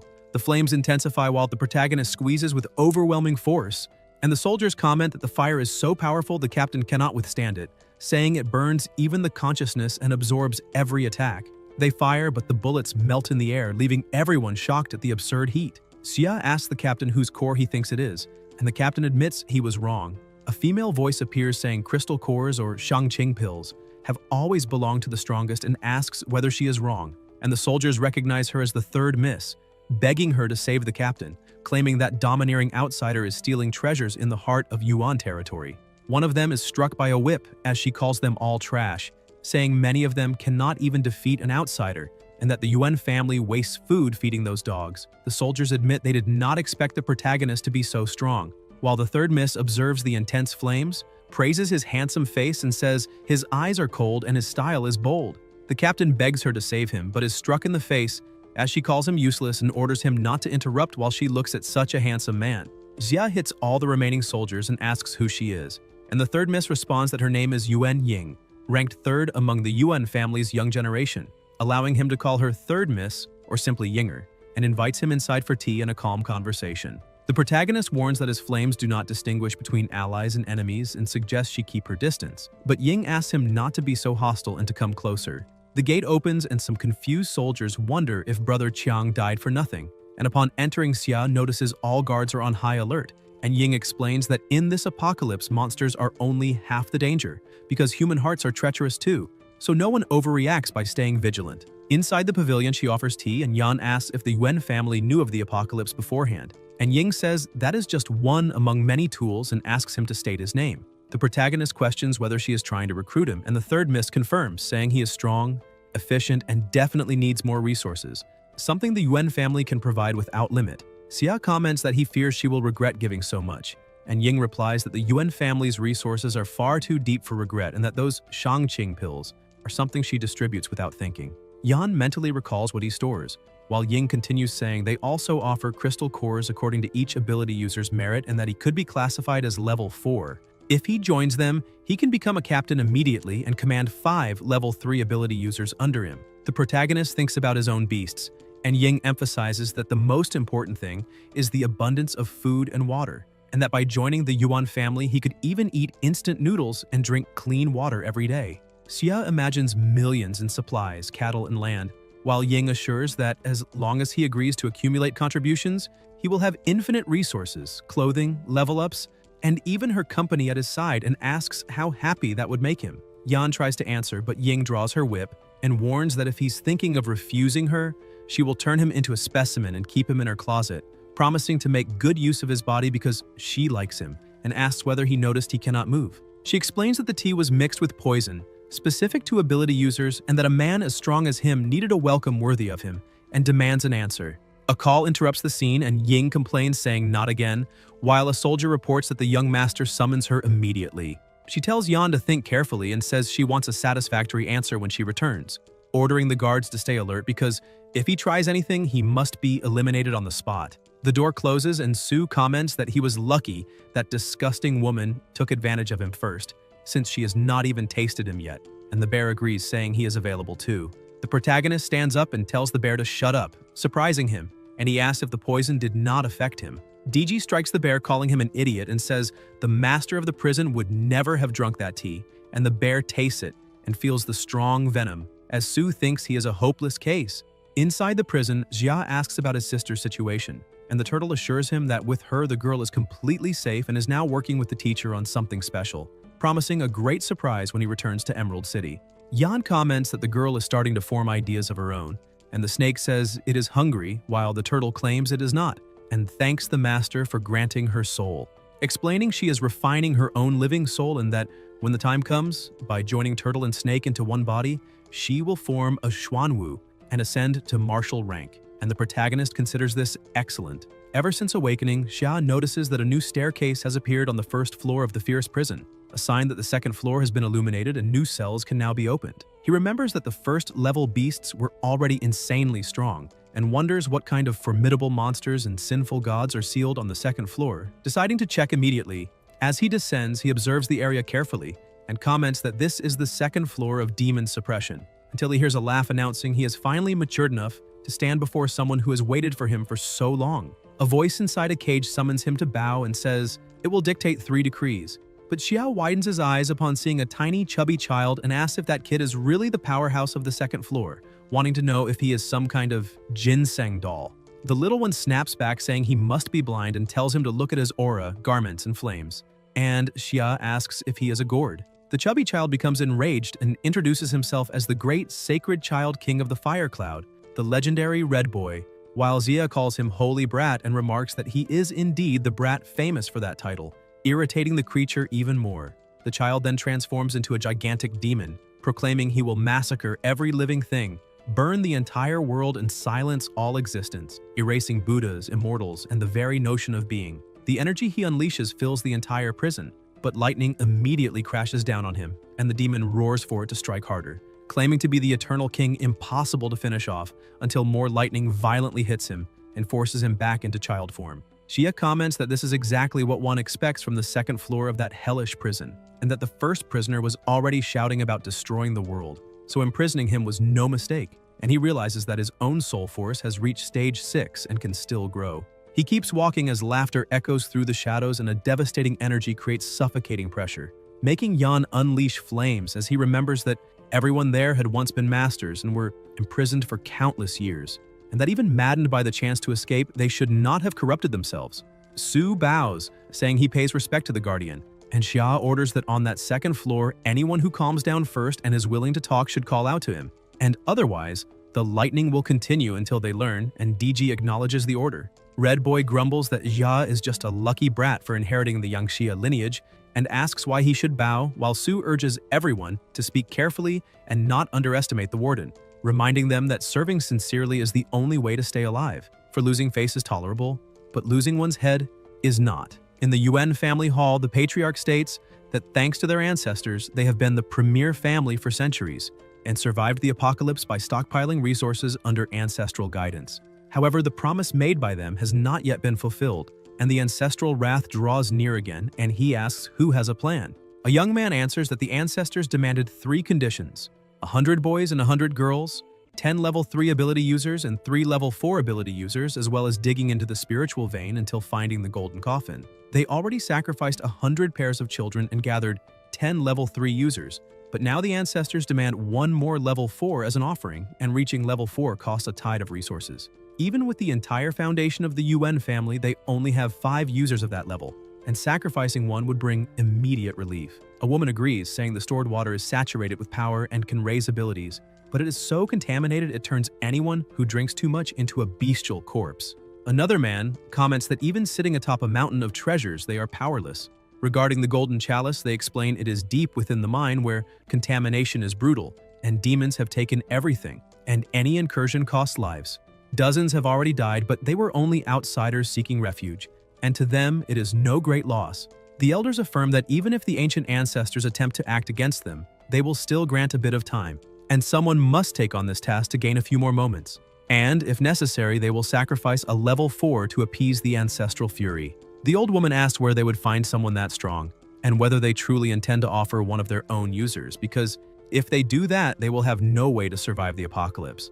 Ying interrupts, saying that if the problem is finding a level 4 individual, she knows one very well, and the patriarch wants to know how she learned of him. The third miss answers it was coincidence since she intended to turn him into her personal toy, but because the ancestor is furious, she will have to give him up, and the patriarch considers it excellent, though he warns that because he is of the fire type, he may cause havoc if not bound during the ritual. He orders Sheng to accompany her and bring the offering to the altar, and both, as mid-level 4 users, accept the mission. The old woman celebrates, saying that this time the ancestral wrath will be calmed, and the man beside her says they must continue sending offerings until the sacrifice satisfies the ancestors, and the patriarch assures that, with this, the Yuan family will rise above all others. In another chamber, the protagonist sits watching the energy ahead and concludes that only the Yuan fortress could contain such a dense source of power, probably the ancient core mentioned, and that the living flame must be the ancestor referred to. The bear says he heard everything and that they plan to sacrifice him, and Su comments that his wind manipulation skill is good for spying, but what matters now is real support. And the true enemy is approaching, suggesting they enter the game pretending weakness before striking. Xia states that was exactly what he intended. Su vanishes as the third miss enters, asking what his decision is, and Yan answers that he chose to join her, but because he was poisoned, he does not trust her. So if she wants him to believe her, she must give something first. Otherwise, he will authorize evacuation of the area and take half the fortress with him. Ying tells him not to get upset, says the family is generous, and shows him an ore, and the protagonist asks if it is mineral ability, and she says he may choose 3 users of whatever level he wants to prove her sincerity. Xia takes the ore and considers it acceptable, while Ying thinks he has no idea the ritual will require far more power and that the sacrifice will be worse than he imagines. But thanks to the purifier, that minor pollution means nothing. The ore shines, releasing intense pressure, and Yan feels his ability power increasing, imagining that if the entire mine is like this, it must be overflowing with energy. The third miss smiles, thinking outsiders understand nothing, and a few stones already buy loyalty, and she says he has decided to join the Yuan family within the ritual in the ancestral hall, and that he must honor the family, for the head will be satisfied, and once it is over, she will release the control and hand over the antidote. The protagonist warns her not to try tricks. Sheng orders them to move, and Ying instructs him to follow. They advance into a dark, enclosed area where a voice says that the sacred land of the Yuan family is anything but ordinary and orders them to bring the offering at once. The guards shiver, saying they heard the 3,000 temple warriors kneel before the ancestors, until they see the young master and the third miss bringing the sacrifice. Xia asks if that shaking is an earthquake about to collapse the place, and wants to know where the ancestral sanctuary is because it looks more like an improvised mine. And Ying responds that since it belongs to the family, it is obviously not ordinary, and tells him to look more closely. Yan notices it is a rare type of ore, even if its purity is low, and asks if the entire cave is filled with it. And Ying says, this is the depth of the Yuan, their true inheritance, and the protagonist finds it impressive. He then raises the essential question, asking whether she really brought him alive all the way there without fearing he might disappear afterward without leaving a trace. And Sheng laughs, asking if he intends to rob the Yuan family, saying they will have glorious memories in both their futures. While Ying says that when they pay respects to the ancestors, they also will have glorious memories of their two futures. Xia concludes that indeed the Yuan family's ancestor will receive his respects very well. Yan walks forward while the two watch him, thinking he is an idiot unable to realize his execution is imminent, until the protagonist stops before the sanctuary lit by candles, and they both announce they have brought the offering to pay respect to the ancient ancestor, receiving a satisfied praise in return. The third miss asks if he sees the depth of the sanctuary, but notices he did not kowtow, and Xia asks whether she really wants him to kneel before that being and be called an official immortal of Yuanwu, and asks whether such an entity is even worthy. Sheng becomes irritated and asks how he dares disrespect the old ancestor, and the young master tries to force him to kneel by grabbing his shoulder, while Sheng releases power against him, but Yan remains completely unmoved. Ying coils her whip around his leg, trying to drag him toward the altar, and the young master attacks from the other side, but the protagonist does not move at all, and the third miss, shocked, says he was poisoned yet is still resisting,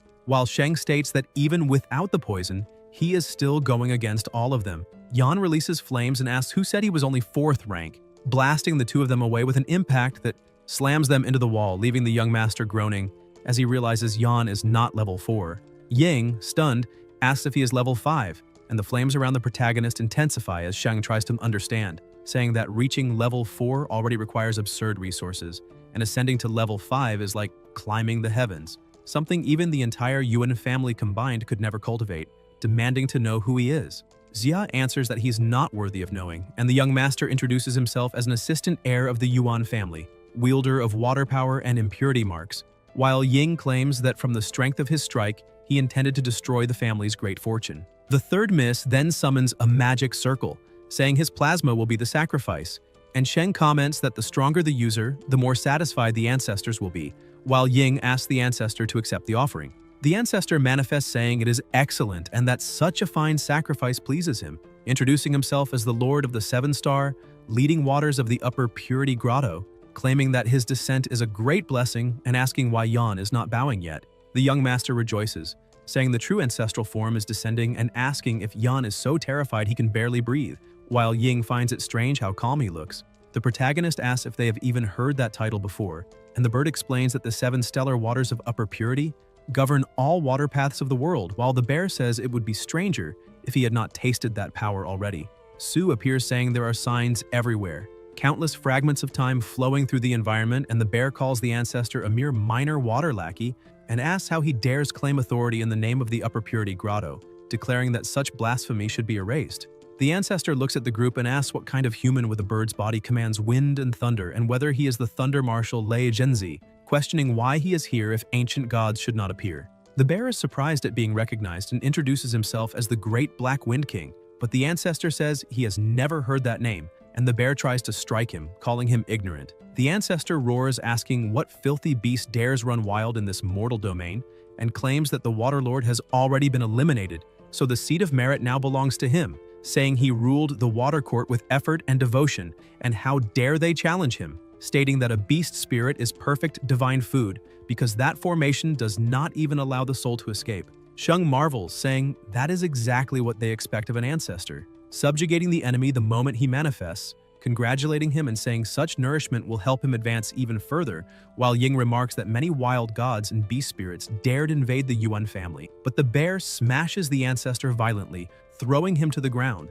and when the being tries to rise asking why he was not suppressed by the formation, the bear strikes him again, saying he only reached the Shuri level by stealing someone else's merit jade, and asking how someone so insignificant dares think he should follow such a laughable creature. The bird releases its own power, and the young master notices the shift as spiritual chains close in on Ying, and the protagonist comments that it is as fragile as paper and crumbles with a touch, asking who is really being presumptuous there. The ancestor panics and calls for the three generals, saying he was careless and meant no harm, but the bear jumps, saying it is too late, lands on him and releases a disgusting stench, leaving both members of the Yuan family horrified. Xia and his beasts gag and start vomiting, and the ancestor begs them to spare him and show mercy. He tries to flee, but the bird blocks the path, asking whether he really thinks he can escape.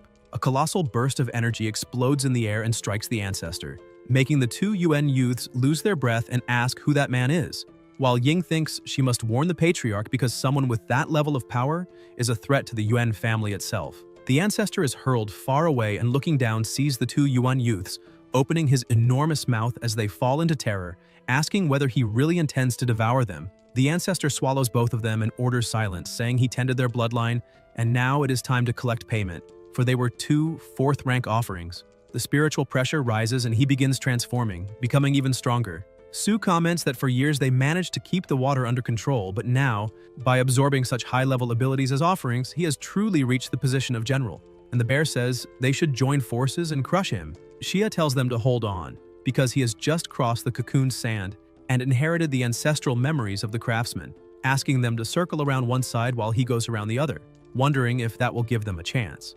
The ancestor calls him an ignorant child and says he will devour them first, because once he breaks through again, no one there will stand a chance. Xia smiles and releases overwhelming flames. In India, zombies attack while people inside a church scream on their knees for help until the door collapses and the monsters rush in, biting everyone. A bald ability user fights among the flames as other users try to protect the rest, telling them to run. A group of kneeling young men raise their hands, crying out for glory, and a female warrior watches, saying they have gone mad until a massive zombie appears. The users fight the giant while the kneeling ones keep insisting the gods will save them. Outside, three lights descend from the sky, Shiva, Indra, and Kali, and people scream in joy, saying the gods have arrived. Shiva drags the giant zombies in and crushes them with a single blow, and everyone thanks him, believing they are saved. Two crystals appear and Shiva hands them to the other two gods. Kali eats one with a smile, saying the taste of thousands of souls is rich, and Indra says it is acceptable but he prefers another flavor, leaving people confused. Shiva says they are merely taking what is theirs, and suddenly the human warriors begin being pulled toward them in terror. Shiva drags them in and crushes them just as easily. Crystals emerge from their bodies and the three gods feed on them, saying the taste is far better than that of the dead. Shiva says the number of Gauls and humans who fought together with the memories etched within them were all extracted from their spiritual essence, and Indra says it is foolish to call that duty, a war fueled by greed under the disguise of humanity, while Kali says that not only in Vania but across all realms, the peak gods only sought to fight each other to the end, even after 1,000 years of prayers. Shiva says that even now, when people try to resist, the divine power remains strong and that the place is unworthy of such a struggle. Kali laughs, saying that in the 3,000-year war, she followed Aegon into the lands of Vantia, and Indra says he understands and that they must wait for good news. Shiva calls the two to leave and they vanish, leaving everyone horrified until they notice another group of zombies approaching in the distance. Deep in the Yuan fortress mines, soldiers order everyone to dig faster, and workers complain that they have already gone too far and ask about the promised fair treatment, mentioning monsters deeper below. Then Yuan Rui, a fourth-rank ability user, appears, saying someone entered the Yuan mansion, drank their water, ate their food, and even stole ore, and now they have two options: dig or cut open their bellies to return everything. He says everyone must take the superior purity pills to cleanse the poison contaminating their bodies. People ask about poison, and Rui answers they are already contaminated, and that both digging and refusing will lead to death, and taking the pill or not is their choice. They call him heartless, and Rui says to relax, because once they take the pill, the contamination will vanish, and their cultivation will even rise, so they have nothing to lose. A soldier comments that a few words are enough for him to control them, and adds that the ancestral golden coffin must be close. A tremor shakes the mine and an explosion echoes. Elsewhere, the ancestor is hurled away with heavy wounds, and the protagonist approaches, telling him to keep going. Jia rushes again, surrounded by flames, while the ancestor tries to flee, calling him a maniac, and Yan releases another blast of fire, making the ancestor run in panic, begging them to stop, while the protagonist orders them not to let him escape.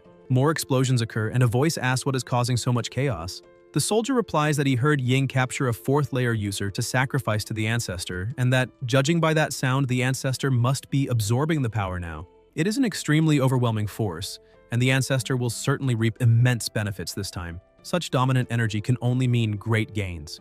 And that is excellent because the ancestor is an ancient god who commands the water element, and with such a powerful god as backing, the Yuan family will be able to rise and rule the next era. With young Master Yuan as the brightest star, once the Yuan family takes the throne, he will become the crown prince, and everyone swears eternal loyalty to his highness. A young man tells them not to take it so seriously, then asks what that thing ahead is. Another voice states that the earthquake must have shifted the rocks and revealed something, and the warrior confirms there is no mistake, saying that the golden coffin must be inside. With the help of several men, a door is about to be opened, and the instant it opens, an extremely strong light is emitted. The warrior asks what that is, because something is shining intensely ahead, and a voice answers that it is the golden coffin. That water is pure energy water without any impurities, and no matter how much is absorbed, there is no corruption at all in addition to existing in absurd quantity. It seems that the entire vein was formed by the water that flooded the place, and he asks how many powerful users could be nurtured there, stating that not only fourth-layer users, but even fifth or sixth-layer ones would be possible. Truly, fate favors the Yuan family. Everyone then notices something and sees the ancestor near the coffin. It really is the legendary golden coffin, and with so much water from the spiritual source present, once he absorbs it and opens the coffin, he asks what that cursed little brat could possibly do against him. They say that a god has descended before their eyes and ask whether that will be the true foundation of the Yuan family, unparalleled in the entire world. Suddenly, someone strikes them, but they do not know who it was. The protagonist approaches, shrouded in a terrifying aura, and strikes the ancestor directly. Everyone looks on in shock. The pressure around the area rapidly intensifies, and the ancestor is struck once more and falls to the ground. Everyone shouts for the ancestor, asking who dares to attack him, saying that this is impossible, that it cannot be real and must only be a hallucination. They question whether he is truly attacking a god and ask who he is.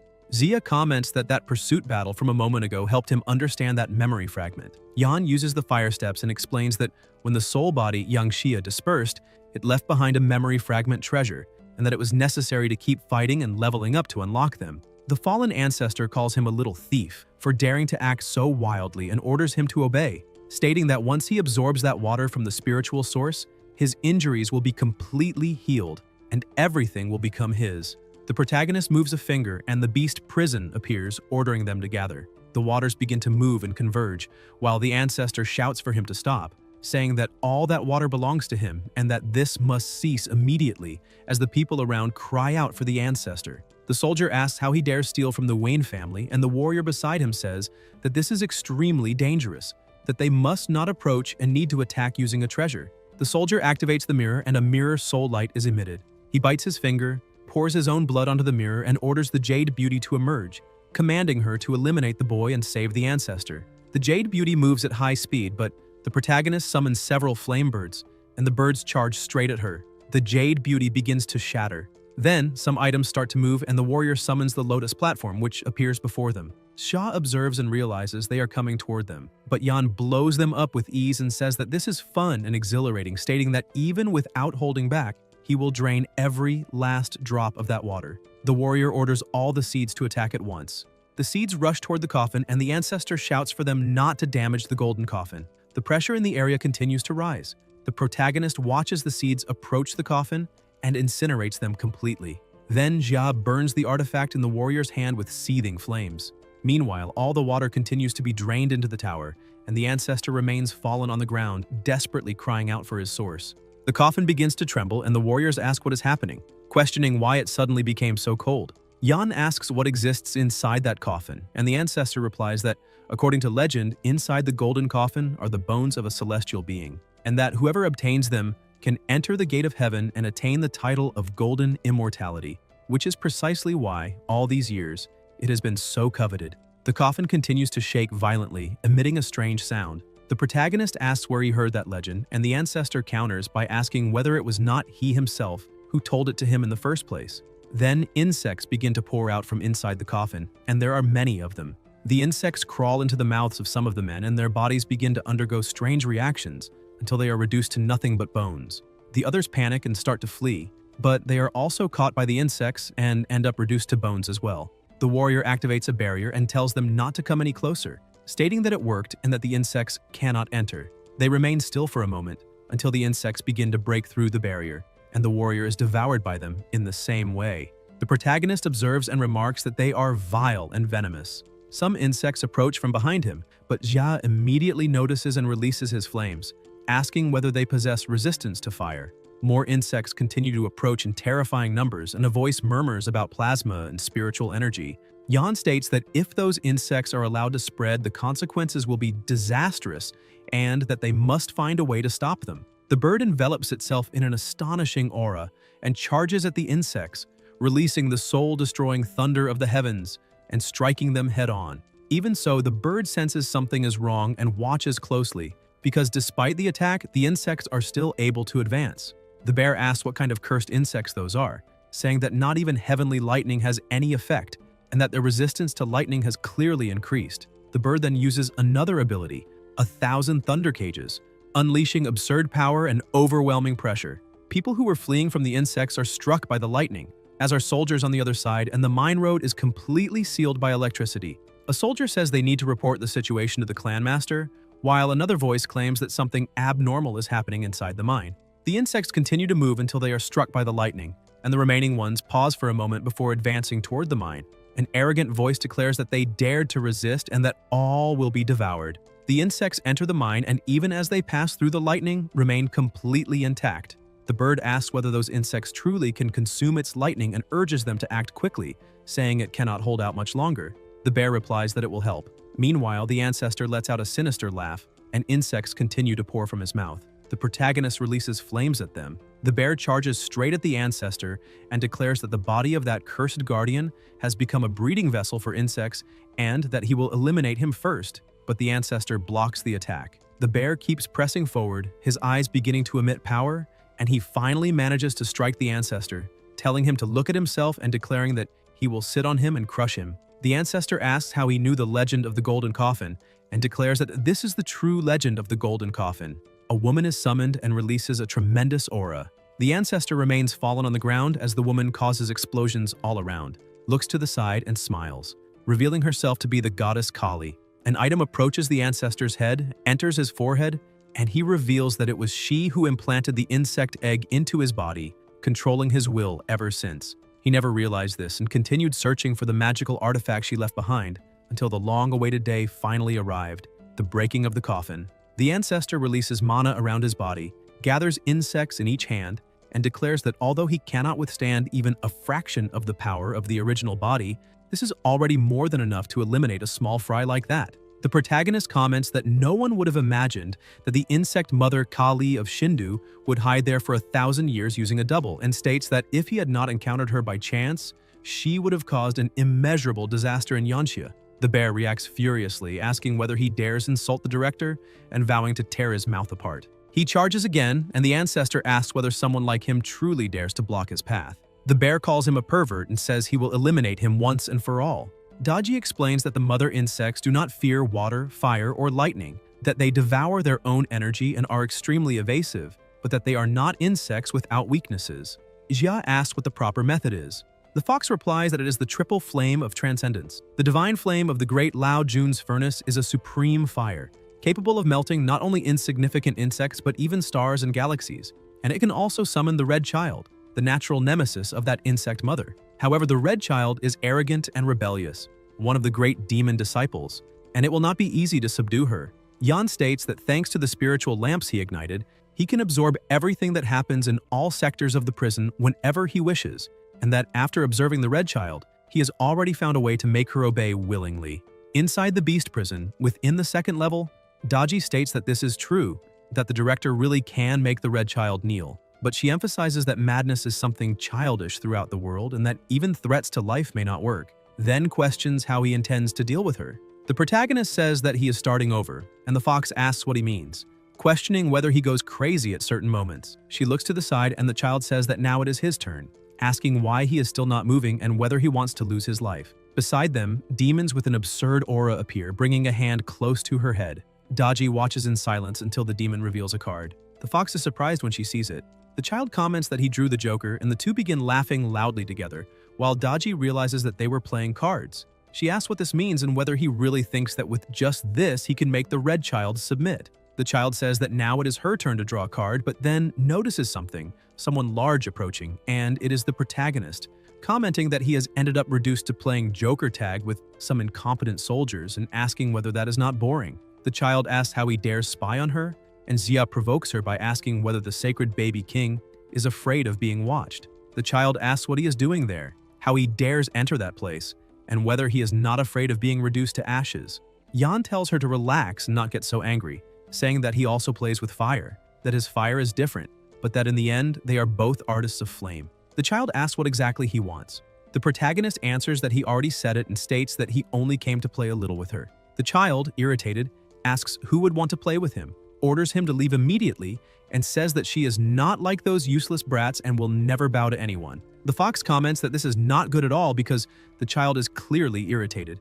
Demons are summoned with a terrifying aura, and the child threatens that if he does not leave now, the consequences will be severe. Meanwhile, Xia is playing on his phone. Daji watches without understanding. Yan, holding the device, says that the triple finisher performed by his hand will now go straight to shatter the enemy's central crystal. The child asks what that is, and the protagonist replies that it is just a mobile game, asking if she has never played before and whether she would like him to teach her.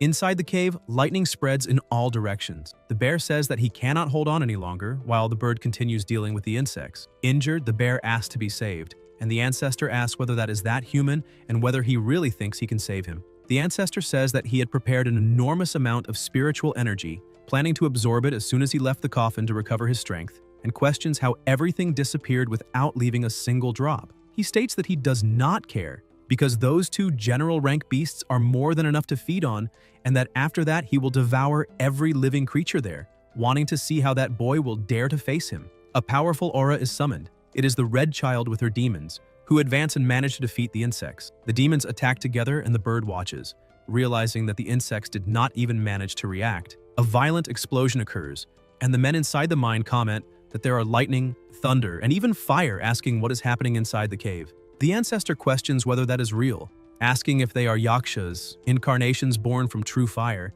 and before he can do anything, he is struck head-on and states that this is impossible. While the child continues playing, she comments that they dared to steal her crystals and that she will shatter them all, saying that no one will escape, while sucking on a lollipop and commenting that it is very good. She also comments that besides that, there are many delicious snacks, such as spicy Chinese sticks, chocolate, and potato chips.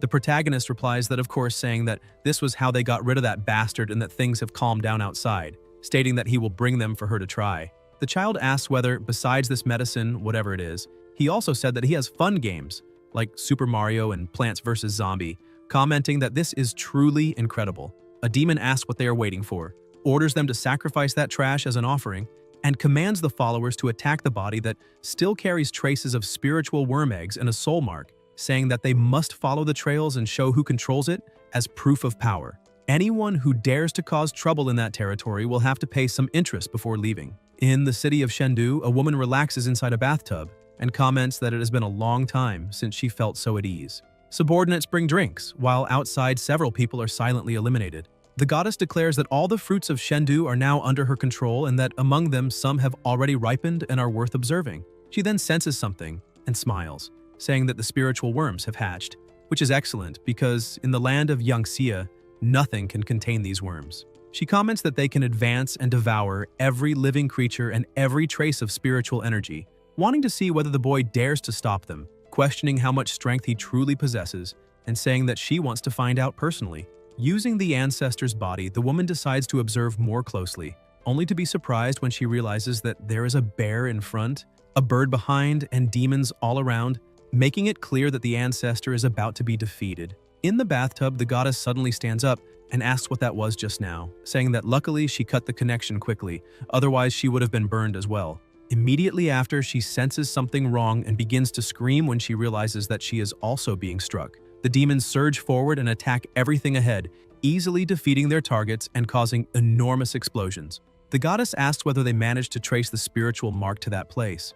A demon replies that someone has grounded him to deliver a message to her. The protagonist, speaking from within the demon's mouth, tells her not to stretch her hand so far or she will end up getting burned. The demon bursts into laughter, while the woman becomes visibly irritated. A voice comments about the wave of energy from earlier, and the woman states that it can only be that boy, because he is the only one capable of summoning the true fire that disappeared long ago.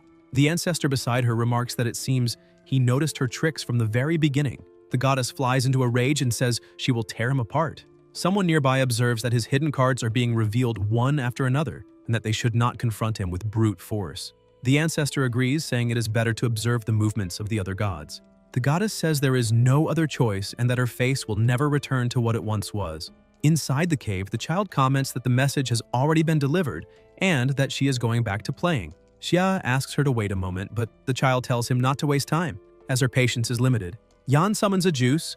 The child shows interest, and the protagonist comments that there is still a game outside that is fun, and that they should take the opportunity to go. The child replies that it is fine and says she will shine brilliantly. Outside the cave, an old man asks what exactly is happening. People around say that Yuan and Sheng offered sacrifices to the ancestor, and that after that, disturbances arose inside the cave, stating that no one knows what truly occurred inside. They wonder whether, after devouring the offerings, the ancestor ascended to the rank of golden immortal, or whether the golden coffin was found. They say that now that the tremors have ceased, the ancestor must be about to emerge. The old man states that they held a grand outdoor celebration, following the ancient rites of the immortal's descent, to welcome the ancestor's return to the seat of honor. And people comment that they have received the ancestor back to his rightful position. Elsewhere, pressure builds and intense lights appear. The elder remarks that it is said the immortal walks upon a golden lotus, and that this has become reality, with the ancestor indeed emerging. Everyone begins to welcome his appearance, with countless people gathered. The protagonist is seated on the throne and declares that since his dear descendants have shown such sincerity, then this throne as divine emperor of the land should be accepted without hesitation. A boy asks if he really is the ancestor and says that he looks even younger than himself, truly like someone divine. The elder reacts, saying that this is not right, stating that he is not the ancestor and asking who he really is. Jia asks what the problem is and whether he still does not recognize his own grandfather. A young man says that he knows him, stating that he is that fourth-rank ability user whom Miss Yuan brought back, who has been acting mysteriously and insulting the ancestors, and that he should be eliminated. The elder asks for calm, telling them to wait, saying that he has just come out of the cave and must immediately explain what happened inside, which could spare his life, and asks about the great ancestor. Yan replies by asking if he is referring to the thief, saying that stealing the divine throne of the Lord of the Stars of the Water Virtue was already serious enough, but that on top of that he was bewitched by an external god and almost became a tool to destroy the land of Yangxia, stating that his elimination was more than deserved. He adds that the false ancestor was stripped of divine status, with both form and soul completely erased. Everyone is shocked. An elderly woman says that this is impossible and asks who he thinks he is to dare claim he defeated the great ancestor, telling him not to spread lies. A boy comments that the object in his hand truly belongs to the great ancestor, and that there can be no mistake. A young man asks whether that means the ancestor was truly finished, and if so, what will happen to the Yuan clan. The old man, consumed by irritation, declares that this man deserves to be executed for spreading rumors, saying that the great ancestor is a celestial god and could never be annihilated by his hands. People surge forward, trying to eliminate him. The protagonist asks if they are really that impatient, and Xia, releasing an absurd power, flings everyone away at once. A young man comments that he must be a fourth-rank ability user, perhaps even fifth rank, and that they are no match for him. The elder declares that then they must all attack together, since he is only one person while the clan has hundreds of specialists. He states that in this collapsing world, numbers always prevail and orders them to advance together to crush him. Yan releases his flames and asks whether numbers truly always win and whether that makes any sense. He says he will show who really has more numbers. Demons are summoned and begin fighting the people present. Cries of pain echo as some beg for mercy and plead for their lives to be spared. The elder asks if he is dreaming, and the old woman asks whether this means the ancestor was truly eliminated. The old man insists that this is impossible, saying that it was generations of planning by the Yuan clan, and asks how everything could collapse at that man's hands. He declares that Yuan Li, also a 4th rank ability user, must eliminate him and that he himself will become the clan leader. Yuan then asks how he could face him and says that even under orders he does not dare disobey. He transforms into a stone man and declares that only a true man does not retreat before death. The stone man charges to attack, and the protagonist comments that he has a bit of courage, but that it is a pity. Xia strikes him and states that those who ally themselves with tyrants are not men of honor, but clowns. The stone man is defeated. The woman says this cannot be true, and the elder states that the clan cannot fall. Then the clan leader is struck head-on and instantly finished. A demon comments that all of them are annoying and are only wasting time, and Yan agrees. He orders everyone to kneel and surrender immediately, otherwise they will be finished. The people still alive say they surrender, since the leader has been eliminated and the great ancestor as well, asking what else they could do. The protagonist says that this is great, stating that they still know how to read the situation, but that not everyone is qualified to surrender. The fox says she knows exactly what to do, and comments that the gentleman may follow her into the dream, where she will check what good deeds they committed and whether they have the right to continue living. They begin to report what they have done. One says he killed some children because he was very hungry. Another claims he did nothing wrong. Another says his partner dared to harass his sister. Another confesses that he failed to protect his own parents. Yuan asks how the clan leader could feed zombies with human flesh, questioning what happened to himself. Gradually, they begin to question what happened to themselves. The fox states that she reported everything to the director and that the guilty took their own lives within the dream. A young man asks who exactly he is. Xia introduces himself and declares that from now on, all their lives belong to him, and Daji asks whether they have not yet greeted the new master. Everyone salutes the new master. Yan introduces himself again and states that Yuan will, from now on, be the temporary leader of these people. He orders that immediately, in the name of the Yuan family, invitations be sent to the leaders of ability users in the neighboring cities to participate in a meeting. Later in the city, a voice comments whether they heard that the Yuan family has changed, saying that the family head was executed and that now someone called Xia has taken control. 3 people are sitting and talking, and one of them asks whether hundreds of Yuan family members really submitted so easily to a stranger. The partner replies that, moreover, the Yuan family sent invitations to all the leaders of special ability users in the neighboring cities, stating that it is an invitation to a grand meeting at the Yuan family estate. An elder says he would like to see with his own eyes what abilities that boy possesses. Another voice warns him to be careful, saying that it could be a banquet or a trap. The elder replies by asking what he would have to fear, stating that he knows his own power well and that he will not be able to restrain him. A woman approaches and asks that if that is the case, why they do not go together. The men quickly move away and ask when she appeared, warning each other to be careful. The master asks who she is, and the woman replies that her name is Zhang Yue, leader of Amber City. The master asks why he should go with her, and Zhang replies that the Yuan family controls superpowered minds, monopolizes Qing Dan pills, and possesses all kinds of magical treasures, stating that if not for Jia Yan's sudden interference, the Yuan family would have swallowed the entire South sooner or later. She flies into his hall and asks whether, now that the Yuan family is in crisis, this is not a golden opportunity, questioning whether he truly intends to let such a juicy prize slip away. The master remarks that this is getting interesting. In Haiyao City, a warrior fights zombies while a voice tells him to keep it up, since the day's goal of eliminating 100 zombies is almost complete. He informs the chief that a message has arrived saying the Yuan family invites him to a meeting at their residence. The chief asks about the Yuan family and says those scum are not worth his time, ordering them to refuse. The young man agrees but comments that they say the family head has changed and is now someone called Xia, finding it strange that the Yuan family would allow an outsider to become master. The warrior asks about Yan, delivers the final punch to the zombie, and immediately leaps to the young man, telling him to hand over the message. After reading it, he realizes it really is Xia and orders the carriage to be prepared at once, saying he is leaving immediately. The subordinate asks what happened, and the warrior grabs a jacket and replies not to call him chief because he is going to meet his true master. In thanks, someone places a letter on the table, and the woman asks if that is the Yan they have been talking about. She says she found the proposal to develop the port pleasant, but as for what they said about him, she wants to personally confirm whether he is truly a partner worthy of cooperation. On another day, near the mountains, the protagonist is cultivating at the summit and thinks that the mountain range filled with mines stretches for kilometers, and that although all the ores are contaminated, his demon-suppressing tower can purify them completely. A powerful energy is released around Xia's body and spreads outward, while Yan begins to absorb it. The energy grows increasingly intense, mixed with flames, until the protagonist finishes absorbing it and comments that it is extremely refreshing, as he has never absorbed energy with such pleasure. After absorbing all the energy of the mind, he advances once more and reaches the peak of the 6th stage. His body becomes impenetrable to magic, immune to blades and spears, approaching a near-divine state. However, even as energy continues to flood him, he cannot break the shackles to cross that threshold, realizing that the transition from the 6th to the 7th stage is a true dividing barrier. Xia wonders whether he needs to find a specific opportunity to break these limits and how he can ascend further. At that moment, Yan senses something and asks what that is.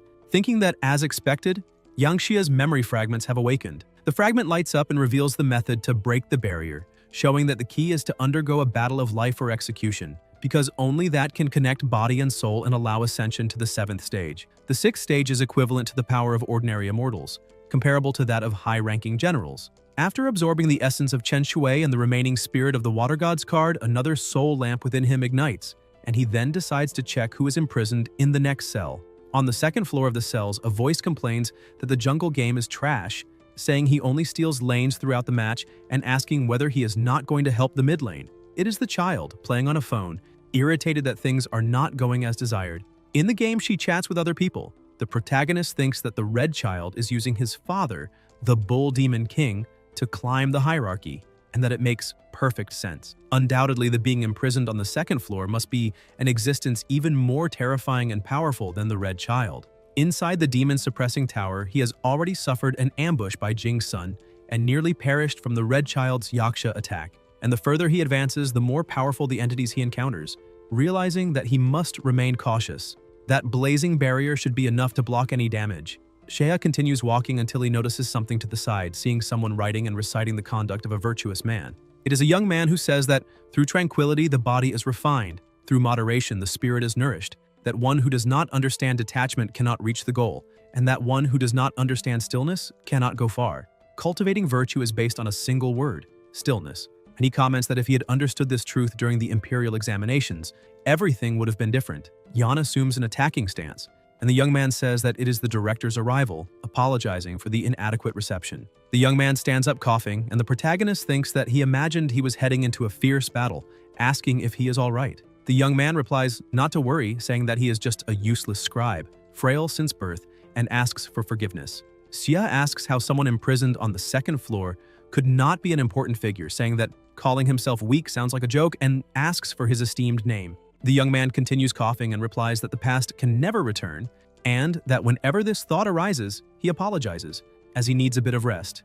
Then he quickly falls asleep. Still there, the fox comments that this person shows no fluctuation of energy in his body, and that his appearance is exactly that of an ordinary student, saying she could not discern his true identity and questioning who he really is. Yan replies that in ancient legends, many mythical figures were connected to scholars, and that this was only discovered much later. Huan Li runs over and reports that the leaders of the superpowers from the neighboring cities have already arrived and are waiting in the conference hall. The protagonist comments that they came quickly, that this is very good, and says they should go meet them.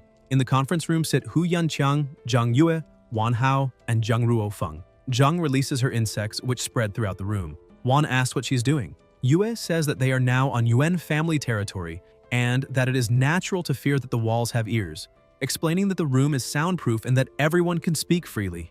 Jiang asks what she wants to discuss. Zhang replies that it is naturally about interests. She says that since entering the Yuan family territory, she has already sent demonic spirits to investigate, and discovered that they have only one level 4 superpowered user, while the rest are below level 3. She states that although the warehouse guards are strict, it is not difficult for them because inside there is a huge amount of hongbao, qingdan, and other materials, enough to be divided equally among everyone. She adds that she has already allied with brother Huo Yan to split the family and asks what the two of them think. Wan asks if she is talking about dividing the Yuan family and whether they intend to turn against Xia Yan. Ruo comments that even though he is young and not even a plasma Yuan, he still managed to take control of the family, making it clear that he is not an ordinary person. Yue says that no matter how strong he is, in the end he is only level 4, and that if they attack together, he will not be able to resist. Huo states that in the end times, resources always belong to the strong, and that if Xia cannot protect them, they will go to someone else anyway, asking why they should not take them and whether he will join the deal. He thinks it is almost certain, 9 chances out of 10, because with such a weak UN leader, even a fool would know what to choose. Hao says that this is foolishness. Zhang asks what he means by that. Wan tells her to shut up and says to stay out of this as much as possible. Huo asks if he does not want to get involved, and Ruo replies that whatever he decides to do will not be stopped, but that she does not want to be involved in his affairs and that he can act as he wishes. Yan thinks that he expected at least one of them to be eager to join the plan but did not expect both to refuse, and wonders why. At that moment, a voice announces that the clan leader has arrived. Huang Li Zhang and Huo think that a level 4 superpowered user, apparently truly the head of the Wu family, possesses a truly terrifying strength, but believe that if they work together, even at a cost, they should still be able to defeat him. Huang and the others bow in respect to the leader. The protagonist enters through the door enveloped in an immense aura, and everyone looks on in surprise and alertness. Xia asks about the soundproof barrier. Yan releases his flames and burns the insect responsible for activating the barrier, destroying it completely, and asks if they can now talk calmly. Zhang and Huo say that they cannot even perceive the extent of his power and ask what his true level is. Yue steps forward, says that the reputation preceding him was indeed not false, and greets him, thinking that by touching his body she will be able to probe the true extent of his supernatural abilities.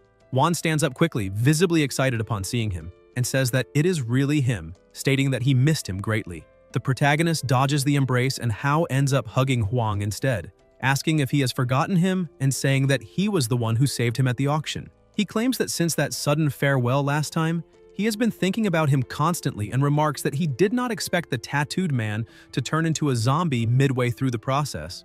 Xia asks whether that is not loyalty enough. Wan replies that the moment he heard the family leader was him, he rushed over immediately, asks who he wants to fight, and says he will be the first to charge into battle.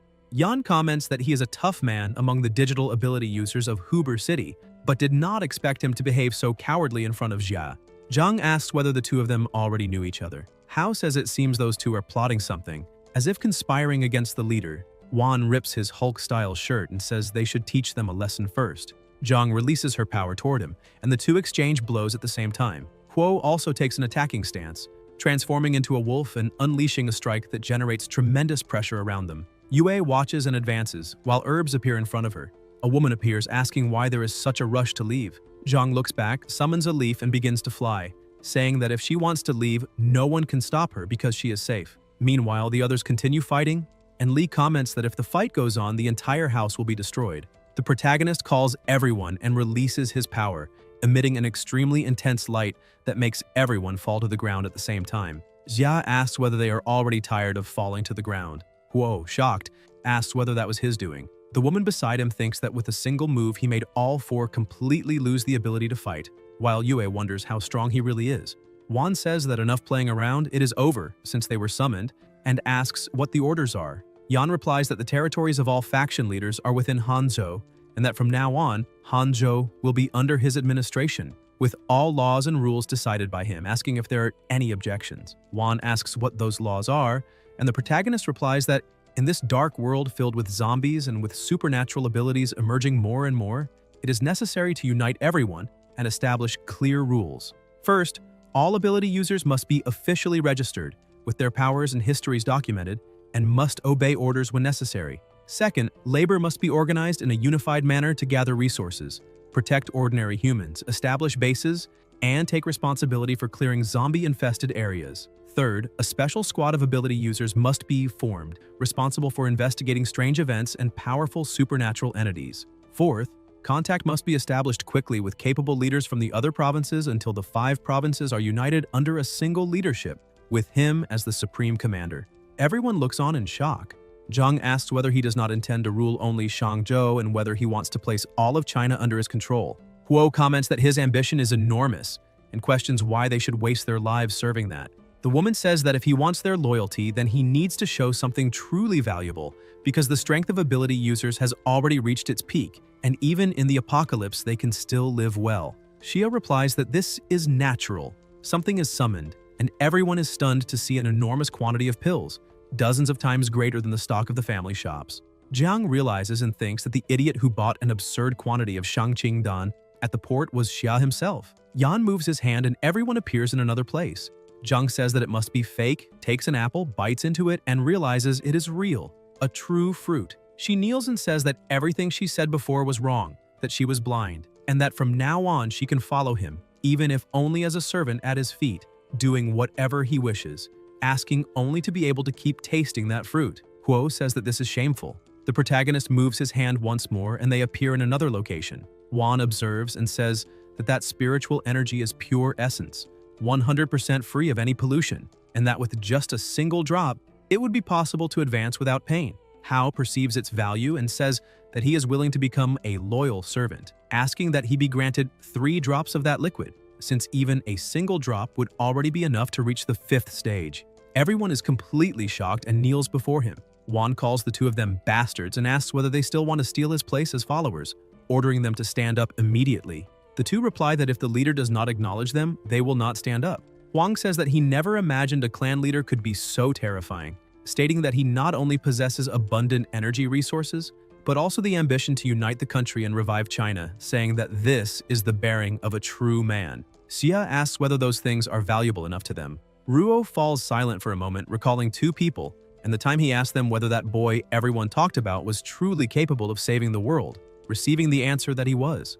Jiang thinks that, unfortunately, he had always been pessimistic, believing that humanity had already reached its end, and that what they were living now was merely borrowed time. But upon looking at him, he finally sees hope. Ruo sighs and says that, starting from the port of Fengqi, he will give everything he has to complete the mission. Huo and Zhang state that from the cities of Heiyao and Chiti, they are willing to serve the leader. Wan says that he himself, from Feikui City, is ready to serve him. All the other members of the Yuan family also step forward, saying they are ready to serve him, crossing fire and water without hesitation. The protagonist says that this is very good, summons a chest for each of them, and states that everyone there knows how to distribute these resources. Yue says that she will take on the task of contacting the other provinces and will carry it through to the end. Wan comments that the 2 of them are even more excited than he himself is. Yan says that he knows, of course he knows, and states that he will return immediately to carry out the orders, gathering all ability users, rewarding merit and punishing faults. Jiang comments that this is a matter of utmost importance and that, to carry it out properly, a clear system will be required, saying that he will prepare a report later for the king to review. Huang recalls that earlier the clan lord mentioned the desire to seek out strange phenomena and powerful beings in different regions, and that during this period the Yuan family had been searching for treasures and happened to find something unusual that he would like to report. Yan asks what it is. Elsewhere, near a mountain, the area is overrun with zombies near a new sanctuary. The zombies spew smoke from their mouths and roar deafeningly. The protagonist is hidden with his team, and Wan says that there are many level 4 zombies there, stating that if they are surrounded, they will be torn apart. Xia asks what place that is, and Li replies that it used to be a temple dedicated to Lady Hutu, and that before the apocalypse it was extremely popular, considered highly efficacious. After the apocalypse, however, it mutated and began to release a constant, sinister energy. A terrifying pull draws all the zombies within a 10-kilometer radius to the location, raising the question of what kind of monsters might have mutated during all this time. Yan observes carefully with his ability and states that there must be something extraordinary inside. Wan says that his greatest dream has always been to fight side by side with him, and asks to be allowed to lead this time. Hao gathers his strength and leaps onto a zombie, drawing the attention of the others, who begin to chase him. The protagonist comments that his strength is not bad at all. Li says that there are many zombies and that he will also go down to help, adding that he personally selected 30 promising disciples of the clan to take part in the battle. Xia replies that in that case, he may go. Huang begins to transform into stone, leaps together with his partners, and launches the attack against the zombies. Yan jumps down to the ground and heads toward the pavilion, observing with his ability the incredible energy present there. He notices that the sinister energy is spreading faster and faster and wonders what is inside that place, deciding to enter to investigate. The closer he gets, the greater the pressure becomes, until he notices something and wonders if that is the statue of Hutu. Around the statue there is an overwhelming aura, and its body begins to crack. Xia comments that an evil wind is blowing from inside the statue and questions what is happening. The fox warns him to be careful. The statue's eyes turn red, it turns its head, and says that there is a very pleasant smell. The body continues to fracture and the statue advances to attack. Yan blocks the strike and the statue begins to shatter. Guys, if you enjoyed the video, leave a like, comment, and subscribe to the channel so you don't miss new content. Thank you.